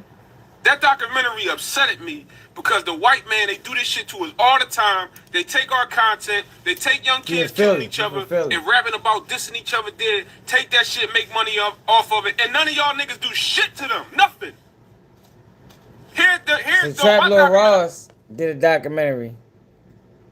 So he did a documentary on Gilly's son. And Gilly got it took down. Trap Lil Ross.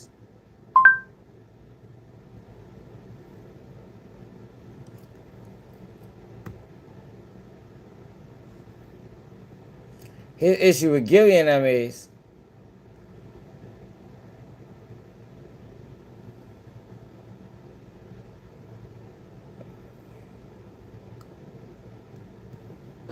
let's see if the video still on.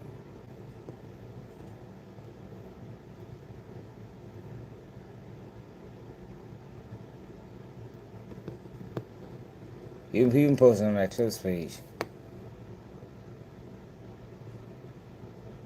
Yeah, I did. I ain't gonna lie. I did though.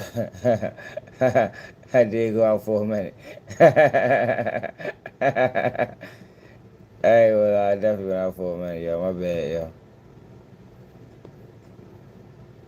My bad, you. Oh, yo, funny as shit. How long I was out, yo?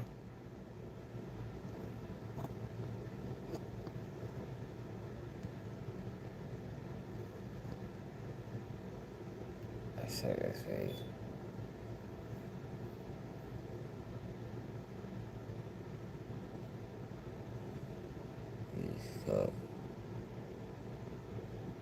This is wild. Armed blood pads passing ISIS police.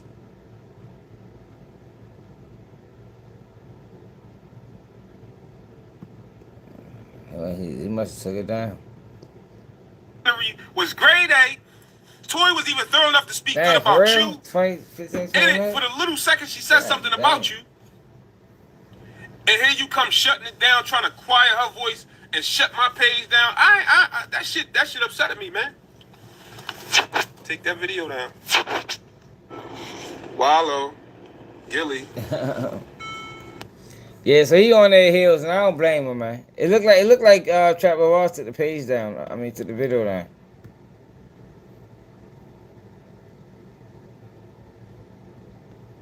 He showed video footage. Gilly, Wallow, white man that did the documentary on cheese.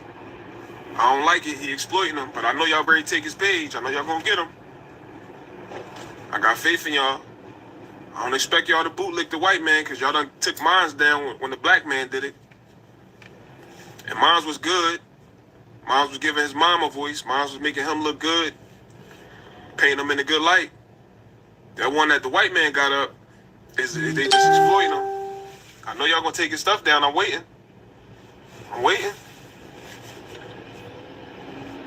And if y'all don't know who it is, it's right here on the screen. Y'all see it. Y'all did the black man like that. Y'all did y'all brother like that. I know y'all gonna get the white man. I know y'all gonna take that down from the white man exploiting it. Unless y'all just got smoke for the black man. I don't know. I'ma see. I'm waiting. Gilly, Wallow. No, it looked like he put together a good documentary, to be honest. Let's see if I can find it. That's it.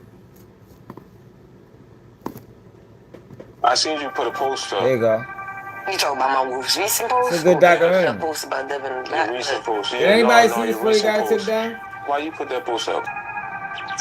I feel like it was a narrative that was put out there about Devin that I didn't agree with, that I felt like was false narrative to in a lot of ways, like saying he was a follower. That's this personality, Devin. Every person you can walk up and down the street, anybody you ever know that knows him, if you ask him, yo, you think Dead Cheese, whatever you want to call him, was a follower, they gonna automatically like, hell no, like nah, like he's definitely not that person. Like so, he wanted to be in the streets. I mean, I guess if that's what you consider, you know, telling we want to be in the streets and whatever, but that's not like he was so much more. I think so based off of, you know, what he's showing, I think that's the, you know, I don't see why Gilly had an issue with this. I don't see why Gilly had an issue with this, man. Look like he's giving his mother a voice. It's like, man, what it do? Where's that recognition? Where's like, yo, he was a great dad? Like, cause that's what he was. He was a great dad. He was a great friend. He was a great brother. He was a great son. He was, you know, somebody that you can rely on. Like, you know, he got friends that went to jail. He was answering the phones. He was sending letters. He was doing all those things. He was a loyal person. Like, so it's like so many other things you can call him. And to be like, and I think it ain't about him rubbed me the wrong way. Because how is it not about him? Yeah. How is it not about him when, if you have a cause, you have that cause because of what happened to him. Mm-hmm. So how is it not about him? It doesn't make sense that it ain't about him no more. Yeah. It's definitely about him. It's about him for me. It's always been about my kids. You know, in life and in death, it's going to be about them. So, and I think that anybody that knows me since Devin has passed, I kind of been in the background for the most part. Like, I mean, people had like interviews, interviewed me before. Yeah, you did the documentary. You know, I just put my little post up about myself and everything, but I'm not out here like shit. Oh my, Devin mom. Like, I've never done it because it's not a need for me to do that. Like, I know who I am. You know, people that know me know who I am. I'm not looking for what? Like, that's my son. That's my son. Real life. Like, not a. I was a supportive advocate and mom in life. Yeah. You know what I'm saying? Like, so when death, I'm gonna do the same thing. Probably even more. In real life, I was at the basketball games. In real life, I was at the football games. In real life, I was helping him with outfits for the shows, or, oh, let me hear your music, and, you know, what y'all doing, whatever. Like, so, in real life, you dad, I'm holding you down, I'm helping you with your kids. Like, I was real life doing this all the time. So it's not I'm not all of a sudden, it's just that, I mean, in real life, people that know me know that I was there. Right. They know that I was running up and down the sideline screaming and I don't see why Gilly had an issue with this. I don't see why Gilly had an issue with this. It looked like to me he was trying to be fair about it.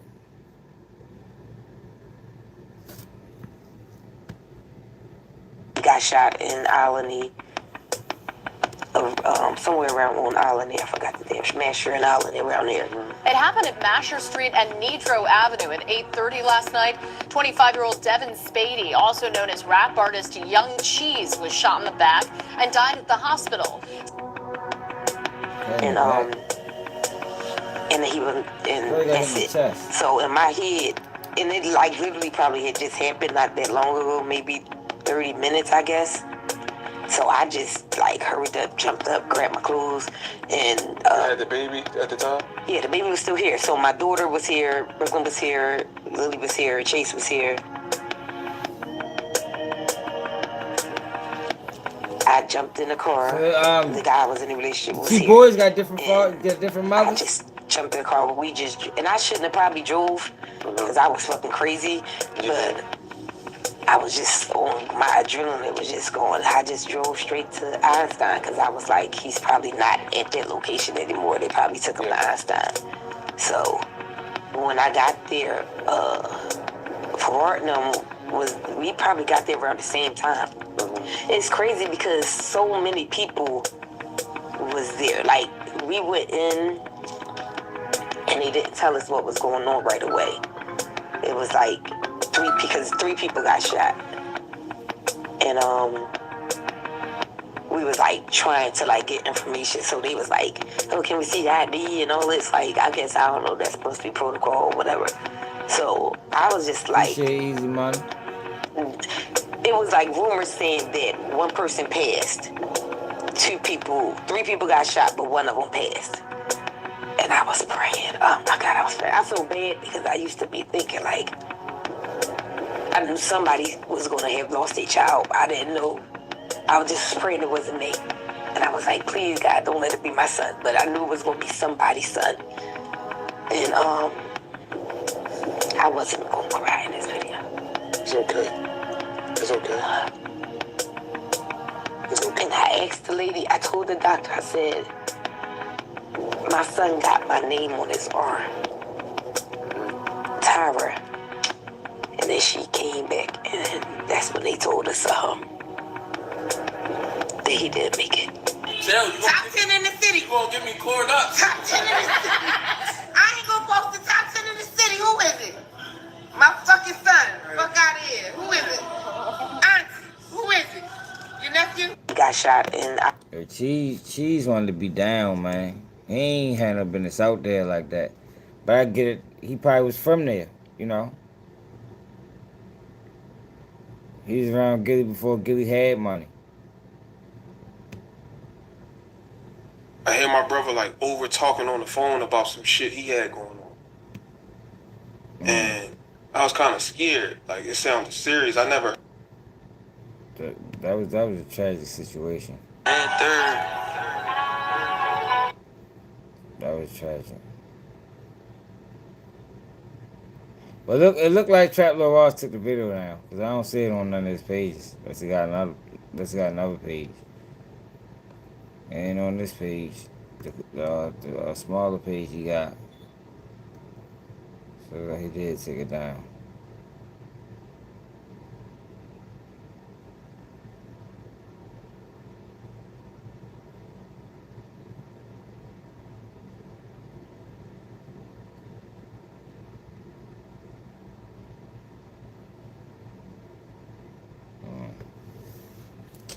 Alright, y'all, it's fucking 6 o'clock in the morning.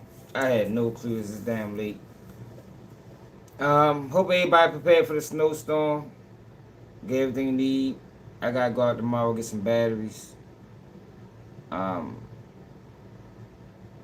just need some batteries. Grab a few little things, yo. Should probably get back. Get some candles. I need some candles too, just in case lights get cut off. But we're gonna go live tomorrow. Whenever I get up, as late as a bitch.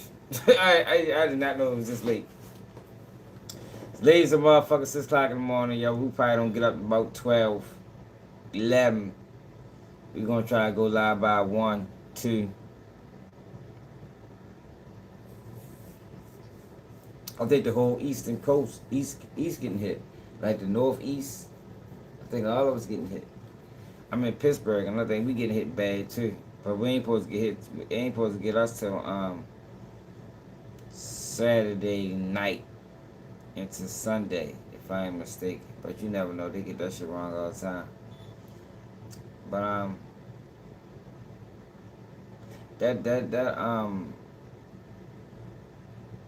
Quinn Holcomb should never sat down with Anton Daniels.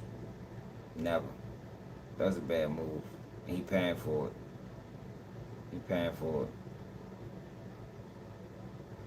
You know, real and fake don't mix. Not even saying that Quinn Holcomb is real. But Anton Daniels is definitely fake. It's like oil and water. Oil and water. That shit don't mix. You know, trying to mix it is pointless. You know, you're not gonna get what you're looking for. I think Anton Daniels tricked Corey Holcomb, put him in a trick bag, and now he won. He won. He was in a situation where he couldn't lose. Going up there and showing out the way he did, presented to the people like, yo, I'm standing on what I say. And if he stood on what he said, if he stood on what he said and got punished for it, he sues, he still win. You understand? Like, there was no way Anton Daniels could have lost. There was no way. If Corey Holcomb would have put hands on him, it'd have been like, damn, yo, come on, you beat up Anton Daniels. You feel me? So he was in a lose-lose situation, man. This is a bad business move. I don't know who his PR was. I don't know who his management was to book Anton Daniels for that conversation. But I think that was a bad move. Shit, I forgot what else the fuck we talked about. Oh, DJ Academics is instigating beefs, preying on ignorance. 504 and 38 years old, man. You can't blame nobody but him. You know, his rap career is going down the drain. I guess this is his only hope. But as a podcaster myself, as a blogger myself, views ain't that serious to me, you know, to instigate street beefs.